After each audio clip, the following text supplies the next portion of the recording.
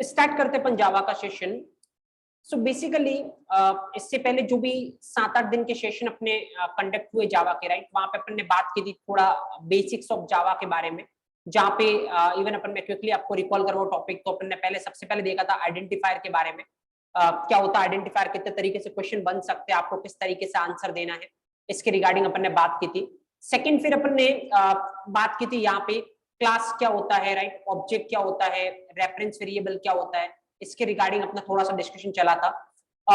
उसके बाद अपन ने बात की थी एक्चुअल में वेरिएबल्स के बारे में, राइट, जहां पे अपन ने कंक्लूड किया था कि 3 तरीके के वेरिएबल एक्चुअल में instance, static and local variable के बारे में अपन ने डिस्कस किया था। एंड देन अपन ने देखा था सबसे क्रिटिकल क्वेश्चन और किस तरीके से आपको आंसर करना है, जहां पे एक ही क्वेश्चन सफिशिएंट हो आपको किसी भी लेवल के इंटरव्यू को क्रैक करने में, राइट। नाउ उसके बाद अपन ने बात की थी थोड़ा वेरार्ग मेथड के रिगार्डिंग, वेरिएबल आर्गुमेंट मेथड क्या होता है। एंड देन अपन ने बात की आई थिंक मेन मेथड के रिगार्डिंग, राइट, और एट लास्ट अपन ने बात की थी कमांड लाइन आर्गुमेंट के रिगार्डिंग। तो कुछ बेसिक पोर्शन अपन ने देखा था 7-8 दिन का session, right.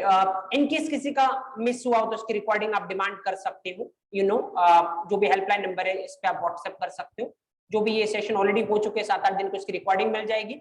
Plus obviously 20 onwards again backup session हो जाएगा। अगर किसी ने ये मिस किया, कोई लाइव लेना चाहता है तो 20 से वापस जो भी टॉपिक हो उनके लाइव सेशन भी आपको मिल जाएंगे, राइट। बैकअप सेशन 20 से प्लान है, तो उसकी इन्फॉर्मेशन भी आपके पास आ जाएगी। मीनवाइल रिकॉर्डिंग देखना तो आप इस नंबर पे व्हाट्सएप कर सकते हो, यहाँ से इन्फॉर्मेशन मिल जाएगा आपको। ओके, फिलहाल अभी अपन क्या टॉपिक स्टार्ट करते जावा में, one of the most important topic of entire Java. And ये कितना इंपॉर्टेंट है उसके बारे में मैं आपको बताऊंगा। एंड डोंट वरी, अगर आपने ये देख रखा है नहीं देख रखा है, उससे मेरे को कोई फर्क पड़ता नहीं है, आपको उतना ही एफिशिएंटली समझ में आने वाला है, राइट। So let's begin. और जो टॉपिक का नाम है जो अपन स्टार्ट कर रहे हैं, that is object oriented programming, right. Will discuss क्या होता है ऑब्जेक्ट ओरिएंटेड प्रोग्रामिंग। तो पहले मैं यहाँ पे लिख रहा हूँ, एंड अभी लिखना कुछ भी नहीं है अपने को, जस्ट खाली यहाँ पे फोकस करिए। विल गिव यू टाइम इसके रिगार्डिंग, जैसे अपना पहले सेशन चल रहा था बिल्कुल उसी तरीके चलने वाला, right.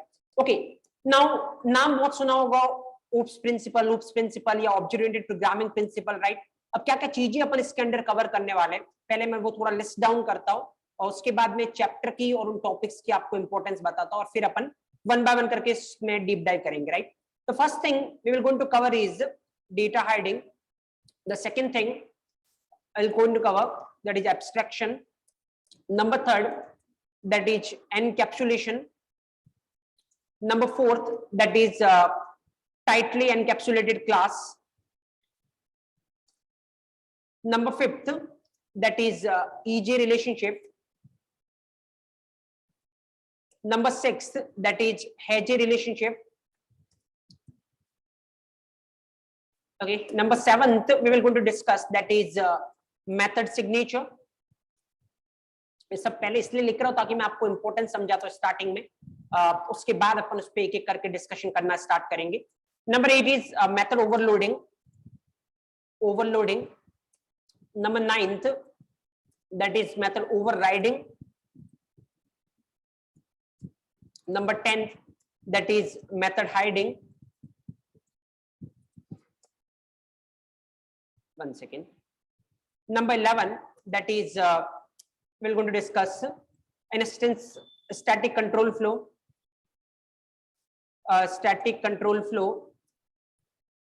Number 12, we'll discuss instance control flow. Number 13, we'll discuss constructor. Number 14, we'll discuss object typecasting. Number 15, we'll discuss coupling. And number 16, we'll discuss cohesion. Right. These are the things जो अपन cover करने वाले यहाँ पे object oriented programming chapter के अंदर, right. अब पहले हमेशा कोई भी चीज स्टार्ट करने से पहले सबसे मेन जो मैटर करता है वो है उस चीज की इंपॉर्टेंस क्या है, राइट। क्योंकि अगर आप इंपॉर्टेंस फील करोगे तभी आपको रियलाइज होगा कि चीज पढ़ने से आप क्या अचीव कर सकते हो, कितना कुछ बेनिफिट आपको मिलने वाला, राइट।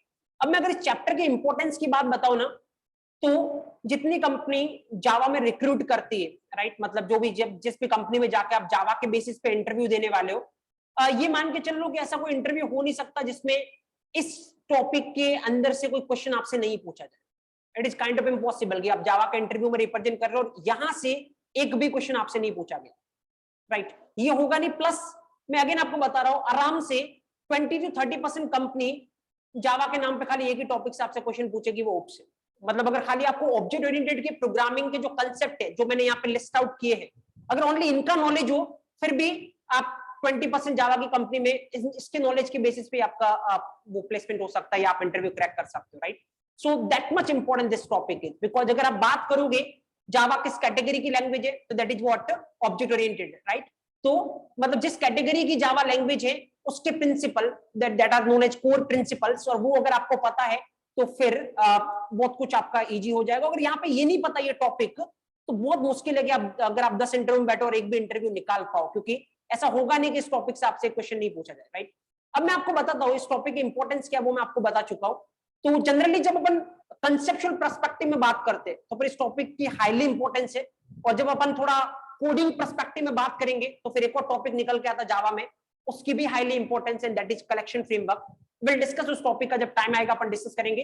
फिलहाल अपन ऑब्जेक्ट ओरिएंटेड कोड डिस्कस कर रहे हैं, राइट? अब मैं यहाँ पे आपको बताता हूँ थोड़ा सा, जो भी मैंने लिस्ट आउट किया पहले उसके रिगार्डिंग अपन बात करते हैं, उसके बाद अपन एक एक करके डिस्कस करना स्टार्ट करेंगे।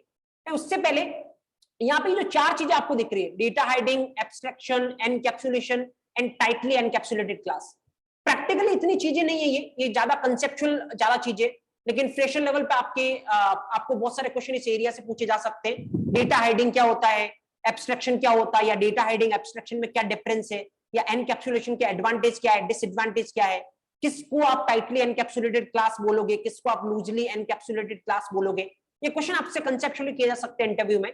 एक एक क्वेश्चन पे अपन डिस्कस करेंगे, और जिस पैटर्न से मैं आपको बताऊंगा, ऑब्वियसली इसमें है पूरा कंसेप्चुअल, मतलब जहां पे आपको याद रखना पड़ता है कि किसी के एडवांटेज क्या होते हैं, किसी के डिसएडवांटेज क्या होते हैं, किसी के रिक्वायरमेंट क्या होती है। लेकिन जिस पैटर्न पे मैं आपको ये एक्सप्लेन करूंगा, आपको एक भी लाइन याद रखने की रिक्वायरमेंट नहीं है। And I am damn sure कि आप पूरी लाइफ टाइम ये नहीं बोलने वाले कि डेटा हाइडिंग क्या होता है, एब्स्ट्रैक्शन क्या होता है, एनकैप्सुलेशन क्या होता है, या फिर टाइटली एनकैप्सुलेटेड क्लास क्या होती है। It will discuss.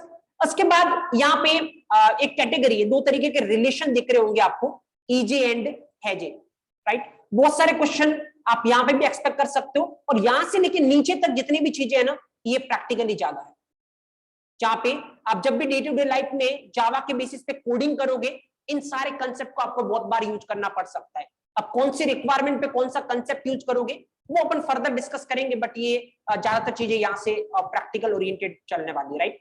Will discuss EJ क्या होता है, हैजे क्या होता है, किस तरीके के क्वेश्चन यहाँ से इंटरव्यू रूम में पूछे जा सकते हैं, राइट? और किस तरीके के क्वेश्चन, इवन जो हाईएस्ट लेवल की बात जो मैंने आपसे की थी स्टार्टिंग के फर्स्ट डे के सेशन में, that is Oracle certification, right?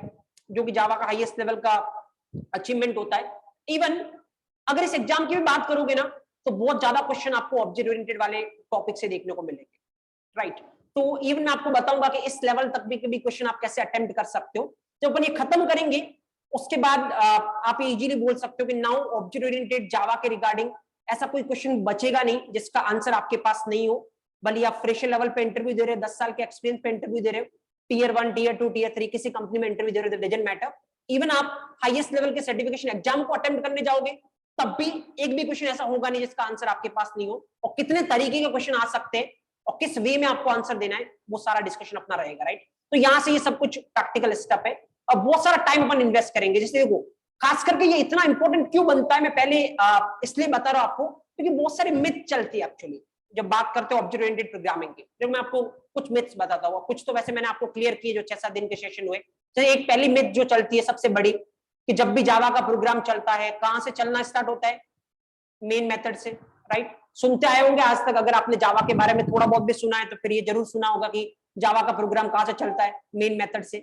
मैंने इवन जब अपने मेन मेथड पढ़ा था तब भी मैंने आपको बोला था कि ट्रू नहीं है, बट यहाँ पे मैं आपको प्रैक्टिकली फील करवाऊंगा कि ट्रू नहीं है जब हम क्या पढ़ेंगे, स्टैटिक कंट्रोल फ्लो, राइट? तो वहां पे एक मिथ आपका ये खत्म होगा कि जावा का प्रोग्राम मेन से नहीं, जावा का प्रोग्राम कहां से स्टार्ट होता है? स्टैटिक कंट्रोल फ्लो से, राइट? एक दूसरा मिथ जो बहुत कॉमन चलता है, और इवन ये इस लेवल के मिथ है कि आप अगर 10 साल से जो काम कर रहे हो उससे भी पूछोगे तो इस तरीके के आंसर आते हैं। आप ट्राई करना इवन एक एक चीज को। दूसरा जो मिथ है वो ये कि जब ऑब्जेक्ट बनाते हैं अपन, राइट, जब जावा में किसी का ऑब्जेक्ट बनाते हैं, सबसे पहली चीज जो चलती है ऑब्जेक्ट बनाने के टाइम पे, और वो क्या चलता है, वो चलता है कंस्ट्रक्टर। अभी तक आपको पता नहीं है कंस्ट्रक्टर क्या होता है। अगर आपको लगता है कि आपको पता है तो वेट करिए जब अपन कंस्ट्रक्टर स्टार्ट करेंगे, क्योंकि अभी तक जो आपको पता है वो यही होगा कि जब ऑब्जेक्ट बनाते तब क्या चलता है, कंस्ट्रक्टर चलता है। पहली बात तो ये भी रॉन्ग चीज है, राइट। अब उसके बाद कम से कम अपन 3-4 घंटे कंस्ट्रक्टर पे इन्वेस्ट करेंगे, जहां पे उसके बाद आप ये कमिट कर सकते हो कि अब आपको पता है एक्चुअल कंस्ट्रक्टर क्या है, और अब कोई क्वेश्चन यहां से बन नहीं सकता इस एरिया से, राइट। तो एक मिथ ये होती है कि ऑब्जेक्ट क्रिएट करते ही सबसे पहले कंस्ट्रक्टर चलता है, जो कि बिल्कुल गलत है। अब इसका आंसर मैं आपको दूंगा कि ऑब्जेक्ट क्रिएट होते सबसे पहले जो चीज चलती है वो क्या चलती है, इंस्टेंस कंट्रोल फ्लो। और विद प्रैक्टिकली अपन बात करेंगे एक एक कंसेप्ट की, राइट। तो ऐसी बहुत सारी चीजें हैं जिसके रिगार्डिंग अपन बात करेंगे। इवन ये जो दो नीचे आपको दिख रहे हैं, कपलिंग एंड कोहेशन, अगर आप रियल टाइम इंडस्ट्री के हिसाब से बात करोगे, राइट, तो वहां पे जब प्रोजेक्ट बनता है सबसे इंपॉर्टेंट फैक्टर होते हैं ये दो, कपलिंग एंड कोहेशन। अगर आप इसका ध्यान नहीं देते हो, फ्रेशर लेवल पे कोई दिक्कत नहीं है, क्योंकि आप क्लासरूम स्टैंडर्ड पे कोड करते हो, इवन आप प्रोजेक्ट बना रहे हो तो वो भी क्लासरूम स्टैंडर्ड को ध्यान में रख के बनाते हो। लेकिन अगर रियल टाइम इंडस्ट्री में इन दो टॉपिक पे आपने ध्यान नहीं दिया, कपलिंग और कोहेशन, तो फिर आपका प्रोजेक्ट बनेगा जरूर, लेकिन वो थोड़े दिन के बाद यूजलेस हो जाएगा एक तरीके से, राइट। फिर आपको इतने उसमें दिक्कत आने स्टार्ट होगी कि एक्चुअल में आपको लगेगा कि इतनी दिक्कत सही करने से ज्यादा वापस से बनाना चाहिए, राइट। लेकिन ना तो दिक्कत सही करना पॉसिबल होता है, ना वापस से बनाना पॉसिबल होता है, क्योंकि आप क्लासरूम पे काम नहीं कर रहे हो। इंडस्ट्री के प्रोजेक्ट मतलब उनको कस्टमर यूज कर रहे हैं, और अगर एक दिन के लिए भी आप उसको डाउन करोगे, एक दिन के लिए भी हटाओगे, तो फिर ये आपकी रेपुटेशन पे बात है, आपको फाइनेंशियल लॉस होने वाला है। सो इसीलिए जब भी प्रोजेक्ट वहां पे स्टार्ट होता है बहुत ज्यादा फोकस किया जाता है आपके कपलिंग एंड कोहेशन पे। तो इवन मैं आपको बताऊंगा, क्योंकि अपन एक एक चीज रियल टाइम इंडस्ट्री अप्रोच से देखने वाले, तो फिर आपको ये फील होना जरूरी है कि जब प्रोजेक्ट स्टार्ट करते तो इनका कितना बड़ा रोल है कपलिंग और कोहेशन का, राइट। चलो बात करते हैं अपन अभी एक एक करके अपन डीप डाइव करते हैं। पहले मैं आपको इंपॉर्टेंस बता चुका हूं, देन किस लेवल पे अपन चलने वाला है वो भी मैं आपको शेयर कर चुका हूं। चलो अब अपन स्टार्ट करते हैं एक टॉपिक वाइज और बात करते हो चलते हैं।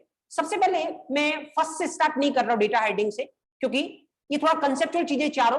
पहले अपन थोड़ा प्रैक्टिकल समझने की ट्राई करते हैं, ऑटोमेटिक उसके बाद आप कंसेप्चुअल को रिलेट कर पाओगे एक एक चीज को, क्योंकि जैसे मैंने आपको बोला है याद नहीं करना है आपको, आपको फील करना है। तो पहले मैं आपको फील करवाता हूं उसके रिगार्डिंग, उसके बाद वापस आएंगे, फिर मैं आपसे ही पूछने वाला हूं किसके क्या एडवांटेज है, किसके क्या डिसएडवांटेज है, और आपके पास हर एक क्वेश्चन का आंसर होने वाला है। चलो बात जो अपना डिस्कशन अपन स्टार्ट करते हैं ना, वो कहां से करते हैं, डिस्कशन अपन स्टार्ट करते हैं ईजी रिलेशन से सबसे पहले, राइट। सो टॉपिक अपन स्टार्ट करते हैं ईजी रिलेशन। अभी कुछ लिखना नहीं आपको, ऑब्वियसली प्रॉपर पैटर्न फॉलो करेंगे, एक एक चीज मैं आपको डिक्टेट करूंगा। अभी खाली जस्ट आप यहाँ पे थोड़ी देर के लिए अटेंशन रखिए, और उसके बाद अपन लिखने की तरफ जाते हैं। और ईजी रिलेशनशिप, सबसे पहला क्वेश्चन ये है, और उसके बाद क्या रिक्वायरमेंट है इसकी, अगर ये आपको नहीं पता तो कितना दिक्कत हो सकती है आपको, और अगर ये पता है तो कितना इजीली आपका काम हो सकता है। पहले थोड़ा अपन इस पे बात करते हैं, क्योंकि जैसे ही आपको पता चलेगा कि इसकी रिक्वायरमेंट क्या है, आपकी क्यूरियोसिटी डेवलप होगी। जैसे क्यूरियोसिटी डेवलप होगी, आप चीजों को फील करना स्टार्ट करोगे, आप याद करने की तरफ नहीं देखने वाले, राइट। तो जस्ट पहले मैं 2-3 पॉइंट बताता हूँ, उसके बाद अपन एक एक पॉइंट को जस्टिफाई करते हुए चलेंगे। ईजी रिलेशन में भी नाम थोड़ा नया लग सकता है, लेकिन अभी मैं जो एक नाम लेने वाला हूं उससे मुझे लगता है बहुत सारे लोग फेमिलियर होंगे, राइट। तो पहला पॉइंट जो मैं बता रहा हूं वो ये, ईजी रिलेशन बोलो या फिर इनहेरिटेंस बोलो, बात एक ही। तो मुझे लगता है बहुत सारे लोगों ने इनहेरिटेंस का नाम जरूर सुन रखा होगा कि इनहेरिटेंस करके कुछ चीज होती है, क्योंकि इवन आपके सेमेस्टर में अगर C++ होता होगा तो वहां पे आपने देखा होगा इनहेरिटेंस, राइट। नहीं तो कोई दिक्कत नहीं है, इवन आपने देख भी रखा तो अभी आप फील करोगे कि रियलिटी क्या और आपने क्या देख रखा है। बट फिलहाल इनहेरिटेंस बोलते हैं ईजी रिलेशनशिप को, ये मेरा फर्स्ट पॉइंट है, राइट। तो क्वेश्चन यहाँ पे ये बनता है, अगर आप नॉर्मल लेवल की कंपनी में इंटरव्यू दोगे तो वहां पे आपसे क्वेश्चन ये पूछा जा सकता है व्हाट इज इनहेरिटेंस। बट ये आप थोड़ी अच्छी लेवल की कंपनी में इंटरव्यू दोगे तो कोई आपसे नहीं पूछने वाला व्हाट इज इनहेरिटेंस, हमेशा क्वेश्चन आपसे पूछा जाएगा व्हाट इज ईजी रिलेशनशिप। अब इसके पीछे रीजन क्या है, ये नाम बड़ी कंपनी फॉलो क्यों करती है, इतना पॉपुलर नाम क्यों है, थोड़ी देर में मैं प्रैक्टिकली आपको बताने वाला हूं कि ईजी क्यों बोलते हैं एक्चुअली इसको, राइट। सेकंड पॉइंट जो मैं इसके रिगार्डिंग आपको बता रहा हूं, अब अगर आपको जावा में इनहेरिटेंस इंप्लीमेंट करना है प्रैक्टिकली, या आपको ईजी रिलेशन प्रैक्टिकली इंप्लीमेंट करना है तो कैसे कर सकते हो, तो उसके रिगार्डिंग एक कीवर्ड होता है, इस कीवर्ड को आप यूज करके इनहेरिटेंस इंप्लीमेंट कर सकते हो। कीवर्ड का नाम क्या होता है, एक्सटेंड्स। तो सेकंड पॉइंट ये है कि अगर मेरे को जावा में प्रैक्टिकली ईजी रिलेशनशिप इंप्लीमेंट करना है तो मैं एक्सटेंड्स कीवर्ड के थ्रू ऐसा कर सकता हूं। थर्ड पॉइंट ये है कि जब अपन ये चीज पढ़ रहे हैं ईजी रिलेशन, तो ऑब्वियसली कुछ ना कुछ तो इससे अपने को मिलेगा, कुछ ना कुछ तो एडवांटेज मिल रहा होगा, इसीलिए अपन ये पढ़ रहे। तो वो सबसे बड़ा एडवांटेज क्या है ईजी रिलेशन का, तो सबसे बड़ा एडवांटेज जो है ईजी रिलेशन का वो है आपका रीयूजेबिलिटी। अब सवाल ये आएगा कि सर ये रीयूजेबिलिटी क्या होती है, कैसे ये एडवांटेज है, अभी अपन यही डिस्कस करने वाला। अभी मैंने जस्ट खाली 3 पॉइंट लिखे हैं, अब अपन इसको थोड़ा डीप डाइव देखेंगे कि इनहेरिटेंस क्यों बोलते हैं, एक्सटेंड्स कीवर्ड क्यों यूज करते हैं, रीयूजेबिलिटी होता क्या। बट अगेन मैं 3 पॉइंट पहले समराइज कर रहा हूं। Is a relationship also known as inheritance, we can implement is a relationship by using extends keyword and the main advantage of is a relationship is what, reusability, right. चलो अब अपन बात करते हैं इसके रिगार्डिंग क्या होता है। सबसे पहले सबसे बड़ा कंफ्यूजन में दूर करता हूं, और वो ये है, देखो आराम से देखना, यहां पे मैं कुछ चीज लिख रहा हूं और उसके बाद ये चीज किस तरीके से चलती है एक्चुअली वो मैं आपको रिप्रेजेंट करूंगा। मान लो मैंने एक क्लास बनाई, राइट, मैंने लिखा क्लास, अभी मैं यहीं पे लिख रही हूं, चलो वहीं पे लिखते हैं, थोड़ा अच्छा फील करोगे आप ऑब्जेक्ट में।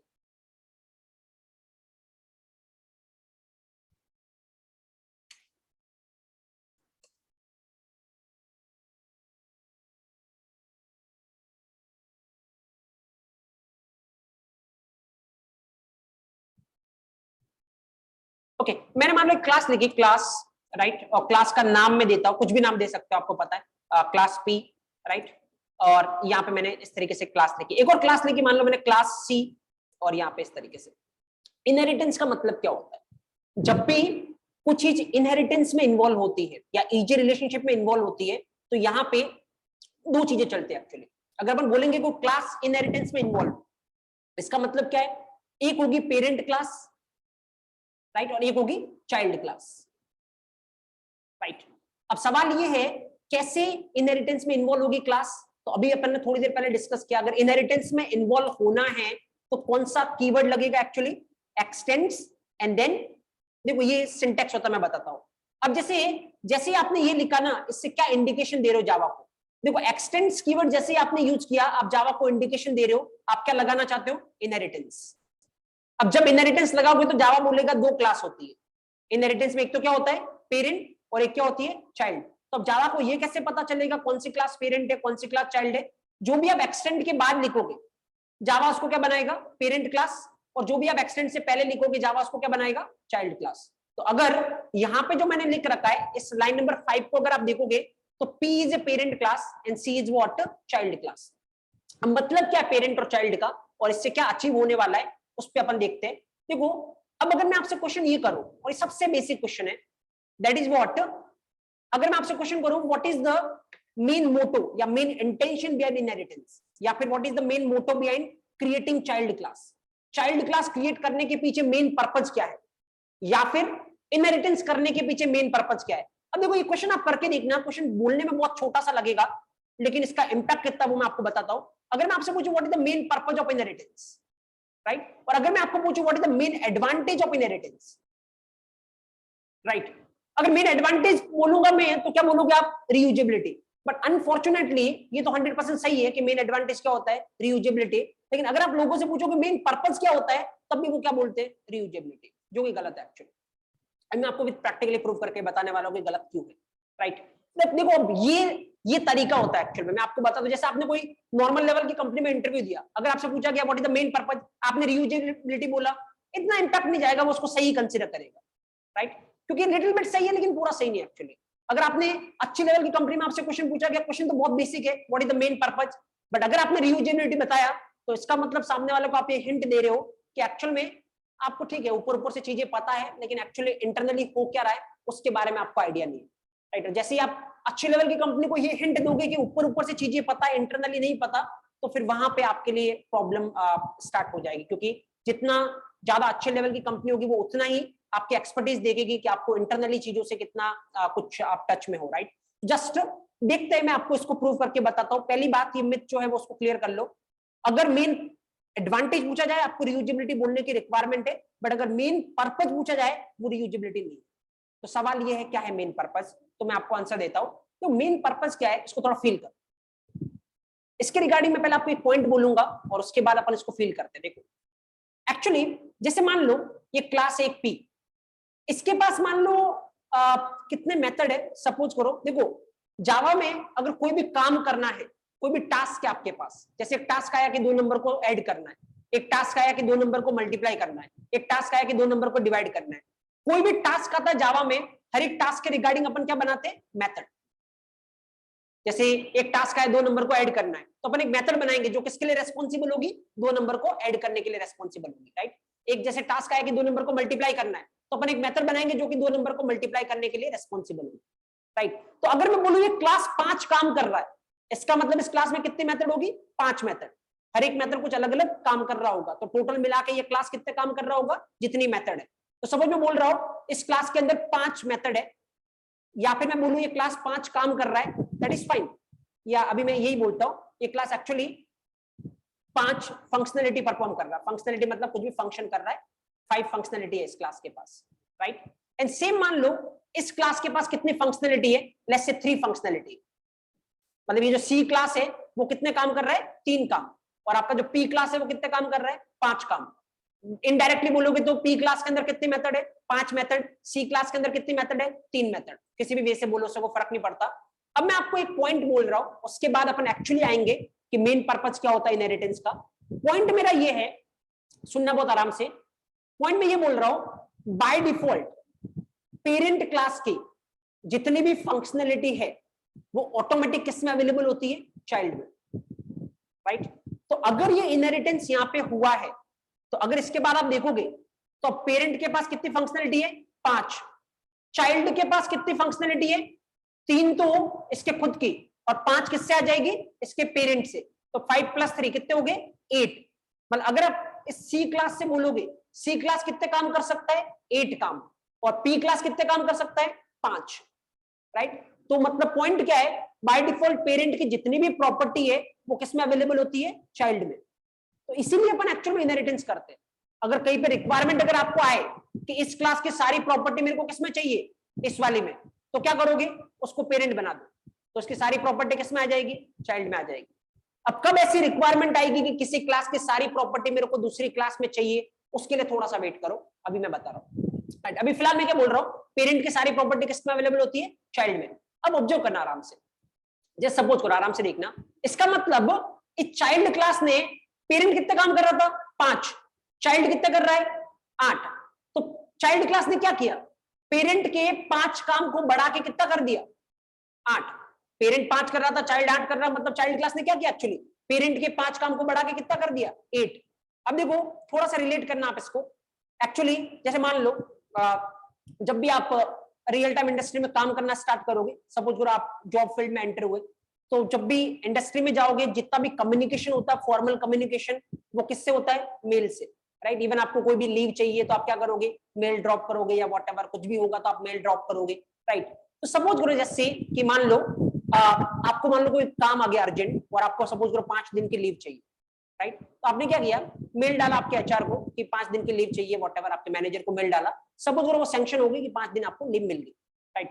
सो मान लो आप अपने घर पे थे, जिस काम के लिए जिस काम के लिए आपने लीव ली थी वो काम करने के लिए, मान लो सपोज आप होम टाउन गए, वहां पे वो काम मान लो कर रहे हो, जैसे सपोज करो लास्ट वाला 5वां दिन था, तब आपको लगा कि अभी तक काम खत्म नहीं हुआ, राइट, मेरे को कुछ दिन और चाहिए, मतलब 1-2 दिन की छुट्टी और लेनी पड़ेगी, अभी मेरा काम खत्म हुआ नहीं। तो क्या करोगे, अगेन आपको क्या करना पड़ेगा, मेल डालना पड़ेगा कि कुछ दिन की लीव आपको और चाहिए। पता इस बार अगर आप मेल लिखोगे तो मेल की डेफिनेशन क्या होगी, मेल किस तरीके से लिखोगे, अगर आप इंग्लिश में मेल लिखना चाहते हो क्या लिखोगे, जैसे मान लो आपको 2 दिन की छुट्टी और एक्स्ट्रा चाहिए, तो क्या लिखोगे आप, can you extend my leave up to 2 more days, right, can you extend my leave up to 2 more days, right, क्या 2 और दिन तक आप मेरी लीव बढ़ा सकते हो, राइट। तो यहाँ पे देखो इसका मतलब पता है क्या हुआ, इसका मतलब ये कि ऑलरेडी मेरे पास कितने दिन की लीव थी, 5 दिन की जो थी, एक्सटेंड करने का मतलब एक्सटेंड टू 2 days, मतलब टोटल वो कितनी हो जाएगी, 7 दिन की, राइट। 2 दिन से उसको एक्सटेंड कर दो, 2 दिन से बढ़ा दो, तो 5 की ऑलरेडी थी, 2 दिन से बढ़ाने के बाद कितनी हो जाएगी, 7। ऑब्जर्व हियर, एक्सटेंड मतलब क्या बोल रहा है ये, जो मेरे पास 5 प्रॉपर्टी है उसको बढ़ा दो, तो 5 बढ़ा के कितनी हो गई, 8 हो गई, इसलिए क्या वर्ड यूज किया आपने यहाँ पे, एक्सटेंड्स वर्ड यूज किया, राइट। तो अगर मैं आपसे बोलूं मेन पर्पस क्या इनहेरिटेंस का, या मेन पर्पस क्या चाइल्ड क्लास क्रिएट करने के पीछे, तो क्या होगा, चाइल्ड क्लास क्रिएट करने के पीछे मेन पर्पस क्या है, पेरेंट क्लास की फंक्शनैलिटी को कुछ और फंक्शनैलिटी के साथ एक्सटेंड करना या बढ़ाना। पेरेंट 5 काम कर रहा था, चाइल्ड कितना कर रहा है, 8 काम, 5 से बढ़ा के कितना कर दिया, 8। तो चाइल्ड क्लास ने क्या किया, पेरेंट क्लास की फंक्शनैलिटी को कुछ और फंक्शनैलिटी के साथ बढ़ा दी। एंड दैट्स व्हाई ये जो आपको कीवर्ड दिख रहा है उसका नाम क्या होता है, एक्सटेंड्स, क्योंकि चाइल्ड क्लास कर क्या रहा है, पेरेंट क्लास की फंक्शनलिटी को बढ़ा रहा है। अगर जो लोग बोलते हैं कि मेन पर्पस क्या होता है, रीयूजेबिलिटी, तो फिर मुझे लगता है जो जावा जब रिलीज हुई थी तो इस कीवर्ड का नाम एक्सटेंड नहीं होता, इस कीवर्ड का नाम क्या होना चाहिए था, रीयूज।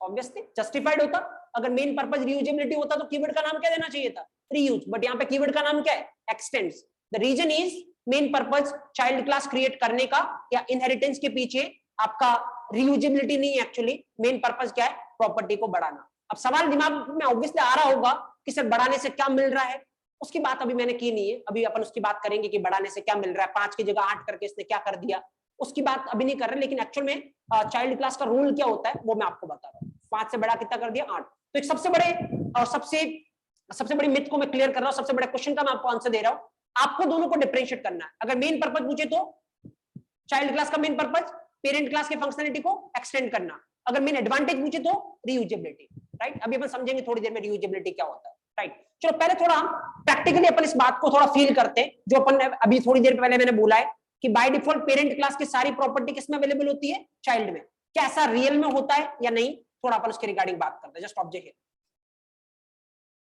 नाउ, देखो जैसे मान लो मैंने यहाँ पे लिखा ऑब्जर्व हियर, सपोज करो मैं यहाँ पे क्या लिख रहा हूँ ना, एक मेथड बना रहा हूं मैं यहाँ पे, ऑब्जर्व पब्लिक पब्लिक छोड़ो, वॉइड m1, मेथड का नाम क्या है, m1, सपोज आराम से देखना, और यहाँ पे मैं लिख रहा हूँ कुछ भी system dot out dot println, और क्या लिख रहा हूँ ना, पेरेंट क्लास मेथड या P class method.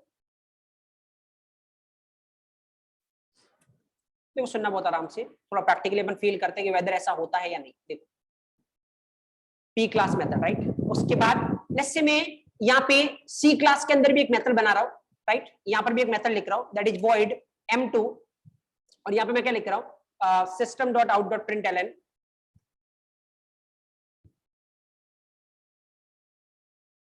System dot out dot println, और यहाँ पे मैं लिख रहा हूँ सी class method, right.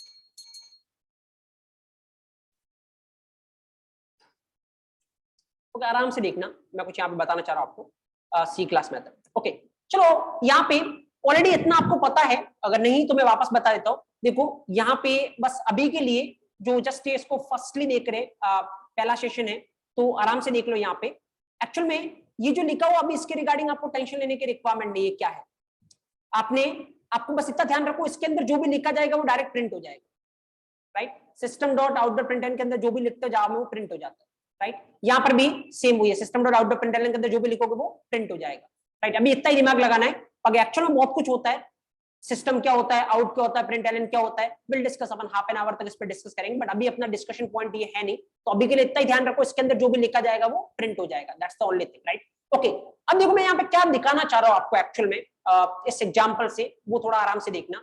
Just observe here 1 second. देखो यहाँ पे बहुत ही आराम से देखना, कुछ पॉइंट्स है और सबसे इंपॉर्टेंट अपन डिस्कशन कर रहे हैं यहाँ पे।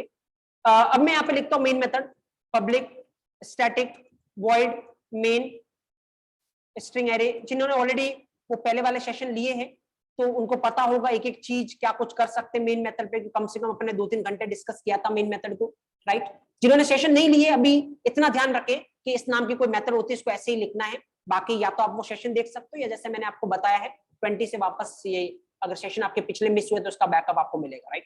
जस्ट ऑब्जर्व हियर, यहाँ पे मैं कुछ लिखता हूँ, देखो आराम से देखना। आप दो मेथड है, एक m1 मेथड है, कौन सी क्लास में, p क्लास में, एक m2 मेथड है, कौन सी क्लास में, c क्लास में, राइट। देखो किस तरीके की मेथड है m1 और m2, m1 और m2 किस तरीके की मेथड है, इंस्टेंस या स्टैटिक।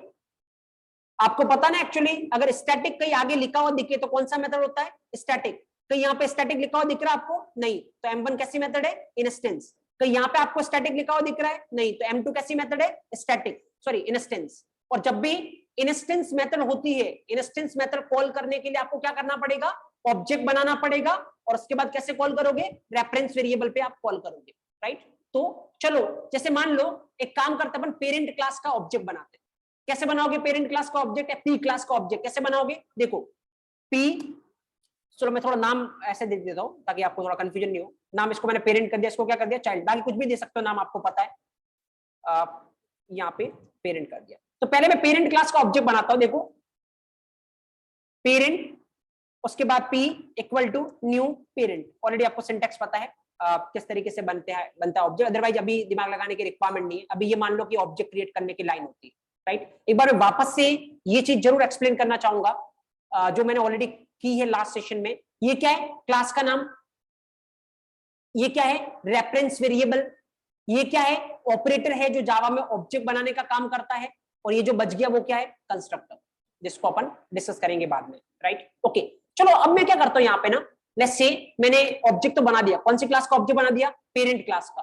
किस मेथड को कॉल करना मेरे को? m1 को। कैसे करूंगा मैं कॉल? देखो p.m1। देखो अब मैं आपको सबसे बड़ी चीज बताता हूँ, पूरे जावा में सेम ही तरीके से चलने वाली है। आपको कभी कोई प्रॉब्लम नहीं होगा अगर आप इस फ्लो को कैच करते हो। तो बहुत आराम से देखना क्या फ्लो रहता है, कैच करने की ट्राई करते हैं अपन फ्लो को, and you will never going to get any kind of problem. Just observe here, देखो ऐसे पकड़ते जब भी ये प्रोग्राम चलेगा, सबसे पहले जावा का प्रोग्राम अपने को क्या करना होता है? Compile, right. और उसके बाद कंपाइल अगर सक्सेसफुल होता तो फिर अपन क्या करेंगे? रन। जब आप इस प्रोग्राम को कंपाइल करोगे तो कंपाइलर देखता है कोई सिंटेक्स के रिगार्डिंग एरर तो नहीं है। अगर एरर है तो कंपाइलर आपको क्या दे देगा? एरर। और अगर कंपाइलर ने एरर दी तो आप उसको नहीं चला सकते, राइट। अगर कोई भी सिंटेक्स के रिगार्डिंग प्रॉब्लम नहीं है तो कंपाइलर उसको क्या करेगा? Successfully compile. और अगर कंपाइलर सक्सेसफुली कंपाइल करता है तो फिर आप उसको क्या कर सकते हो? रन कर सकते हो, राइट। ओके, देखो जैसे ही आप कंपाइल करने जाओगे कंपाइलर क्या चेक करता है मैं आपको बताता हूँ। देखो बाकी तो चलो ठीक है सिंटेक्स, यहाँ पे जैसे ही कंपाइलर आएगा, कंपाइलर क्या देखता है? कंपाइलर देखेगा m1 मेथड कॉल हुआ किस पे? p पे। p कौन से टाइप का है? पेरेंट टाइप का। कंपाइलर जाएगा पेरेंट क्लास में, राइट। क्या चेक करेगा? m1 नाम का कोई मेथड है या नहीं। क्या पेरेंट क्लास में m1 नाम का मेथड है? यस। तो कंपाइलर बोलेगा मेरी तरफ से तो कोई दिक्कत नहीं, जो यूजर करना चाह रहा है वो कोई इशू मेरे को तो है नहीं, क्योंकि बिल्कुल सही है। देखो वापस बता देता हूं, m1 कॉल हुआ किस पे? p पे। p कौन से टाइप का? पेरेंट टाइप का। कंपाइलर जाएगा पेरेंट क्लास में, चेक करेगा m1 नाम की कोई मेथड है? यस इट इज देयर, कोई प्रॉब्लम नहीं कंपाइलर को, कंपाइलेशन फाइन। अब कंपाइलेशन फाइन तो आप इस प्रोग्राम को क्या कर सकते हो? रन कर सकते हो। जैसे आप इसको रन करोगे, जावा के प्रोग्राम को रन कौन करता है? जेवीएम। जेवीएम आएगा, जेवीएम बोलेगा अच्छा कंपाइलर को तो कोई दिक्कत थी नहीं, मतलब जो भी किया वो सही किया होगा, तो इसका मतलब m1 जो कि पेरेंट क्लास में है उसको मेरे को चलाना है। तो जेवीएम क्या करेगा? पेरेंट क्लास के m1 मेथड को चलाएगा, और पेरेंट क्लास के m1 मेथड को चलाएगा तो आउटपुट क्या आने वाला है? p class method. जो भी आपने ये लिखा वो प्रिंट हो जाएगा। क्या प्रिंट होगा? p class method. एक बार चला के देखते हैं ऐसा कुछ होता है या नहीं, उसके बाद फर्दर अपन बात करते हैं। देखो यहाँ पे ऑब्वियसली चीज मैं आपको पहले बता चुका हूं, बट एक बार वापस से देख लेना। ये मे भी किसी का फर्स्ट क्लास होता, अदरवाइज तो आपको पता ही है। जस्ट ऑब्जर्व हियर, देखो यहाँ पे देखना, अभी ये जो प्रोग्राम मैंने लिखा है, ये प्रोग्राम जो अपन ने लिखा है ना, इसको मैंने सेव किया किस नाम से? test.java नाम से।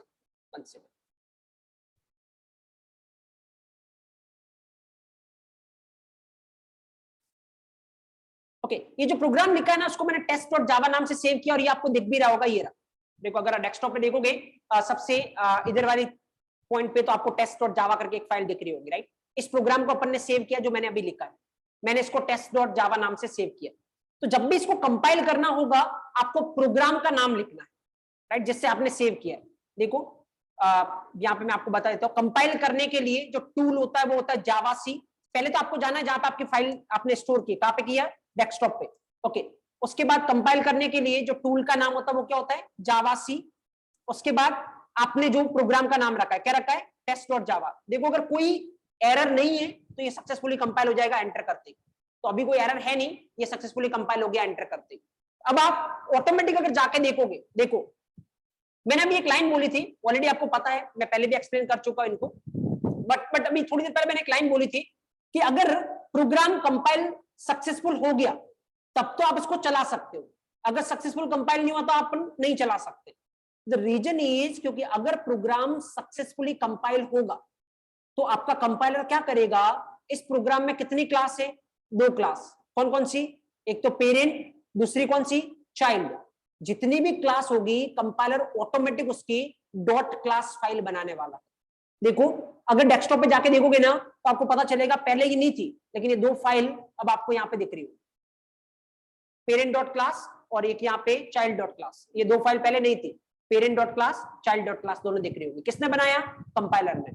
क्यों बनाया? क्योंकि कंपाइलेशन क्या हो चुका है? Successful, right. अब क्योंकि जब रन करना होता है तो आपको क्या रन करना होता है? ये डॉट क्लास फाइल रन करनी होती है, राइट। तो अगर कंपाइलर ने इनको बनाया ही नहीं तो आप रन कैसे कर सकते हो? कर ही नहीं सकते। और कंपाइलर कब बनाएगा? जब कोई एरर नहीं हो। इसलिए मैंने बोला कि एक्चुअली देखो फ्लो ये होता है, मैं पहले ही बता चुका, मैं वापस बता देता हूं। आप जो भी अपना कोड लिखते हो वो किस में लिखते हो? जावा प्रोग्राम में लिखते हो। जो भी आपका कोड लिखना है इसको आप किस नाम से सेव करते हो? डॉट जावा नाम से सेव करते हो, फाइन। देन आप इस फाइल को क्या करोगे? कंपाइल करोगे, इस फाइल को कंपाइल करोगे। अगर आपका कंपाइल सक्सेसफुल है तो कंपाइलर क्या जनरेट करेगा? आपकी डॉट क्लास फाइल को जनरेट करेगा, और देन आप इस डॉट क्लास फाइल को क्या कर सकते हो? रन कर सकते हो। तो जो भी आपका रिजल्ट है वो रिजल्ट आपके सामने आएगा, राइट। अब सवाल ये, अगर यहाँ पे इसने एरर दे दी कंपाइलर ने, तो इससे आगे आपका जाएगा ही नहीं, इससे आगे नहीं जाएगा, मतलब क्या नहीं बनेगी? डॉट क्लास नहीं बनेगी, और डॉट क्लास नहीं बनेगी मतलब आप क्या नहीं कर सकते? रन नहीं कर सकते। इसीलिए स्टेप बाय स्टेप आपको चलना पड़ेगा, राइट। तो यहाँ पे देखो, जैसे ही आपने कंपाइल किया, कंपाइल सक्सेसफुल हो गया, इसका मतलब जितनी भी क्लास आपके प्रोग्राम में है उतनी कंपाइलर ने क्या बना दी? Dot class file. अब सवाल ये, कितनी डॉट क्लास फाइल है? दो, एक पेरेंट डॉट क्लास, दूसरा कौन सा? Child dot class. चलाना क्या आपको? क्लास फाइल चलानी है। बट दिमाग में अब क्वेश्चन ये आना चाहिए, कौन सी क्लास चलाओ सर? मेरे पास तो दो क्लास है, कौन सी है? पेरेंट, दूसरी कौन सी है? चाइल्ड। क्या मैं दोनों चला सकता हूं? आंसर क्या है? बिल्कुल आप दोनों चला सकते हो। जैसे देखो, ऑब्जर्व करना, मैं अगर यहाँ पे लिखूं जावा, पहली क्लास का नाम क्या है? पेरेंट। मैं किसको चला रहा हूं? पेरेंट क्लास को चला रहा हूं, राइट। अगर मैं एंटर करूंगा तो एक्चुअल में आपका जेवीएम जो जावा के प्रोग्राम को चलाता वो आपको एरर देने वाला है। क्यों एरर देने वाला है? अगर जिसने मेन मेथड के रिगार्डिंग सेशन देखे हैं तो उनको पता है क्यों एरर देने वाला है, क्योंकि जब भी क्लास को चलाते हो आपका जेवीएम देखेगा जिस क्लास को मेरे को चलाना है उस क्लास में मेन मेथड है या नहीं। अगर मेन मेथड होगी तो ठीक है, नहीं होगी तो जेवीएम क्या देगा? एरर। तो जेवीएम को कौन सी क्लास चलाने का बोल रहे हो आप? पेरेंट। क्या आपके पेरेंट क्लास के अंदर मेन मेथड है? नहीं, और नहीं है तो अगर इसको चलाने का बोलोगे तो जेवीएम आपको एक एरर देने वाला है, जो कि यहाँ पे दिख रहा है। ये देखो, ये बोल रहा है, जेवीएम आपको बोल रहा है main method not found in class parent. मेरे को पेरेंट क्लास के अंदर क्या नहीं मिली? मेन मेथड नहीं मिली। तुम डिफाइन करो पहले, तभी मैं चला सकता हूँ, राइट। तो फिर एक काम करते हैं, जेवीएम को बोलते भाई ये नहीं तो कौन सी चला? तो चाइल्ड चला, क्योंकि अपने पास दो क्लास थी। चाइल्ड अगर मैं चलाऊंगा तो जेवीएम मेरे को कोई एरर देगा नहीं, क्योंकि जैसे चाइल्ड चलाने का बोलूंगा जेवीएम क्या करेगा? चाइल्ड क्लास में ढूंढेगा मेन मेथड है या नहीं है, और जैसे ही वो चाइल्ड क्लास में ढूंढेगा उसको मेन मेथड मिल जाएगी, और मेन मेथड मिल जाएगी तो ये इसको चलाने लग जाएगा। अब ये मिथ है कि हमेशा सबसे पहले किसको चलाएगा? मेन को ही चलाएगा। अभी के लिए आप यही मानो कि किसको चलाएगा? मेन को, क्योंकि अभी दूसरी कोई चीज है ही नहीं इसमें। तो जैसे मेन को चलाने लगेगा क्या होगा? एक पेरेंट क्लास का ऑब्जेक्ट बनेगा, उसके बाद क्या होगा? M1 कॉल होगी, कौन से क्लास की? पेरेंट क्लास की, और पेरेंट क्लास की M1 कॉल होगी तो क्या प्रिंट हो जाएगा? P class method, right. तो एक बार चला के देखते हैं ऐसा कुछ होता है या नहीं। देखो, जैसे आपने जावा चाइल्ड बोला, इस बार कोई एरर नहीं है, इस बार आउटपुट आपको दिख रहा है। क्या आउटपुट दिख रहा है? P क्लास मेथड, मतलब जो फ्लो अपन ने देखा था उसी फ्लो के अकॉर्डिंग ये चल रहा है, राइट। चलो देखो, मैं क्या बताना चाह रहा हूँ एक्चुअल में, किस पॉइंट पे मैं आना चाह रहा हूँ वो अभी देखते हैं अपन। यहाँ पे किस पॉइंट पे मैं आना चाह रहा हूँ, वो पॉइंट ये है कि अगर मान लो अब मैं यहाँ पे ये लिखता हूँ P.M2, देखो आराम से देखना, अगेन अपन फ्लो फॉलो करते हैं। पहले सबसे पहले कौन आएगा पिक्चर में? कंपाइलर आएगा। वो देखेगा जितनी भी चीजें आप करना चाह रहे हो वो करेक्ट है या नहीं। अगर नहीं है तो क्या दे देगा? एरर। और करेक्ट है तो फिर वो बोलेगा अब आप चला सकते हो, कोई दिक्कत नहीं, राइट। तो जैसे ही कंपाइलर आएगा यहाँ पे, मैं आपको बताता हूँ, देखो ऑब्जर्व करो क्या फ्लो रहेगा। यहाँ पे ऑब्जेक्ट बना है, कोई दिक्कत नहीं है। यहाँ पे कंपाइलर बोलेगा M1 कॉल हुई, किस पे? P पे। P कौन से टाइप का? पेरेंट टाइप का। कंपाइलर जाएगा पेरेंट क्लास में, चेक करेगा M1 है, हाँ है। कंपाइलर बोलेगा मेरे को लाइन नंबर 17 के साथ कोई प्रॉब्लम नहीं, is it fine? Yes. Now next फिर कंपाइलर आएगा लाइन नंबर 18 पे, वो देखेगा भाई M2 कॉल हुई है, किस पे? P पे। P कौन से टाइप का है? पेरेंट टाइप का। कंपाइलर जाएगा किसमें? पेरेंट क्लास में, चेक करेगा M2 है क्या पेरेंट क्लास में? नहीं, और नहीं तो कंपाइलर बोलेगा भाई जब है ही नहीं तो तुम उसको कॉल कैसे कर रहे हो, और इमीडिएटली वो लाइन नंबर 18 पे आपको क्या दे देगा? Error, right. तो इस बार अगर इस प्रोग्राम को आप कंपाइल करने के ट्राई करोगे कौन सी लाइन पे एरर आने वाली है, लाइन नंबर 18 पे। देखो फ्लो हमेशा वही रहता है, अगर आप एक एक चीज को इंटरनली देखोगे हर एक मोमेंट पे ये बता पाओगे कौन सी लाइन पे एरर आ रही है। जो कंपाइल करने की ट्राई करते हैं इसको जावा सी और अपने प्रोग्राम का नाम, बट ये कंपाइल करेगा ही नहीं इसको। ये देखो यहाँ पे लाइन नंबर 18 पे ये देगा एरर, राइट। अभी आप खाली ये देखो कि एरर दे रहा है, थोड़ी देर में मैं आपको ये भी बताऊंगा कि एरर एक्चुअल में ऐसी क्यों आई है, can not find symbol and all. आप एरर का नाम भी बता सकते हो, कोई बड़ी डील नहीं, राइट। तो अभी फिलहाल क्या आ रही है, एरर आ रही है। चलो एक काम करते हैं फिर अपन, अब एरर आ रही है तो इसका मतलब एक पॉइंट आप मेंशन कर लो यहाँ पे, क्या देखो M2 मेथड किसमें प्रेजेंट है, चाइल्ड क्लास में। लेकिन आपने जिस तरीके से इसको कॉल किया, कंपाइलर कैसे ढूंढ रहा है इसको, M2 कॉल हुआ किस पे, P पे। P कौन से टाइप का, पेरेंट टाइप का। कंपाइलर जा रहा पेरेंट क्लास में, देख रहा है M2 है या नहीं, तो नहीं मिल रही है। तो इसका मतलब चाइल्ड क्लास की जो मेथड है वो किसमें अवेलेबल नहीं होती, पेरेंट में अवेलेबल नहीं होती है। उल्टा होता है, पेरेंट क्लास की मेथड किसमें अवेलेबल होती है, चाइल्ड में। अभी थोड़ी देर पहले बात की थी, पेरेंट की प्रॉपर्टी किसमें अवेलेबल होगी, चाइल्ड में। लेकिन रिवर्स ट्रू नहीं है, चाइल्ड की किसमें नहीं होती, पेरेंट में नहीं होती, इसीलिए क्या आ रही है, एरर। देखो मैं आपको बताता हूं, आराम से देखना। अगर यही मैं पेरेंट की जगह चाइल्ड क्लास का ऑब्जेक्ट क्रिएट करूं, कैसे कर सकता हूं चाइल्ड क्लास का object create, let's say child p equal to new child, right. मैंने किसका ऑब्जेक्ट क्रिएट किया, चाइल्ड क्लास का। एक बार चेक करते हैं अगर कंपाइलर इसको चलाने आएगा तो किस तरीके का बिहेवियर शो करेगा। लेट्स से कंपाइलर आया, पहले क्या हो रहा है, चाइल्ड क्लास का ऑब्जेक्ट बन रहा है, कोई दिक्कत नहीं। नीचे आओ, कंपाइलर बोलेगा M1 कॉल हुआ किस पे, P पे। P कौन से टाइप का, चाइल्ड टाइप का। कंपाइलर जाएगा चाइल्ड क्लास में, चेक करेगा M1 है क्या चाइल्ड क्लास में, डोंट से कि नहीं है, एक्चुअली है। कहां से आ रही है, पेरेंट से, क्योंकि बाय डिफॉल्ट पेरेंट की सारी प्रॉपर्टी किसमें अवेलेबल होती है, चाइल्ड में। तो कंपाइलर बोलेगा M1 है क्या चाइल्ड में, यस है। कहां से आ रही है, यहां से। तो is it fine, yes it is fine, okay. तो कंपाइलर को इस लाइन पे कोई दिक्कत नहीं है। दूसरी लाइन M2 कॉल हुआ किस पे, P पे। P कौन से टाइप का, चाइल्ड टाइप का। कंपाइलर जाएगा चाइल्ड क्लास में, चेक करेगा M2 है, हाँ है, तो कोई दिक्कत नहीं। कंपाइलर बोलेगा भाई मेरे को तो किसी लाइन के रिगार्डिंग कोई दिक्कत नहीं है, मेरी तरफ से तो फाइन है। देखो एक बार इसको कंपाइल करते हैं नाउ, तो कोई दिक्कत होने वाली है नहीं, इस बार कोई एरर ये देगा नहीं, परफेक्टली फाइन, मतलब आप चला सकते हो, चलने की पोजीशन में है। अब सवाल ये आउटपुट क्या आएगा, तो जेवीएम आएगा, बोलेगा अच्छा क्या कर रहे हो आप, इसकी मेन मेथड में चलते हैं, किसका ऑब्जेक्ट बन रहा है, चाइल्ड क्लास का। किसको कॉल कर रहे हो भैया आप, पहले M1 को। तो M1 कहां पे, ये रही, तो M1 चलने वाली, M1 चलेगी तो क्या आउटपुट आएगा, P क्लास मेथड। उसके बाद जेवीएम बोलेगा किसको कॉल कर रहे हो, M2 को। M2 चलेगी, M2 चलेगी तो क्या आउटपुट आएगा, C क्लास मेथड। तो पहले क्या आएगा, P क्लास मेथड, फिर क्या आएगा, C class method, right.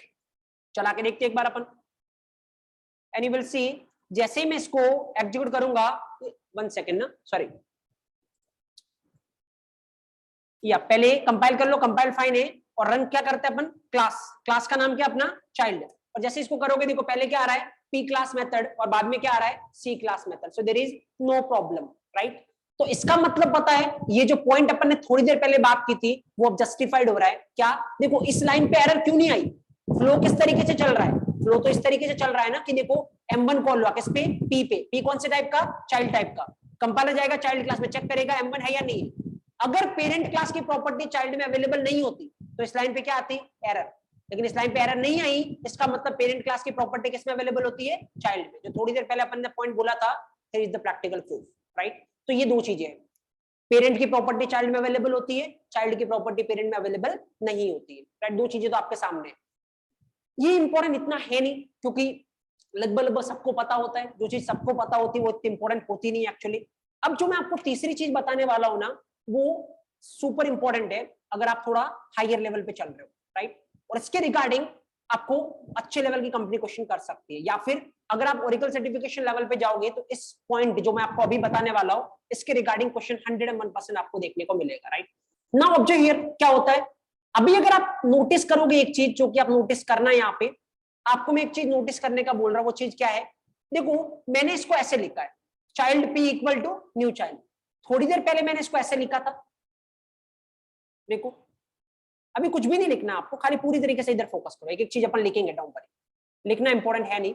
Parent, थोड़ी सबसे पहले मैंने ऐसा ऑब्जेक्ट बनाया था, पेरेंट का जब बनाया था क्या बनाया था, parent P equal to new parent, right.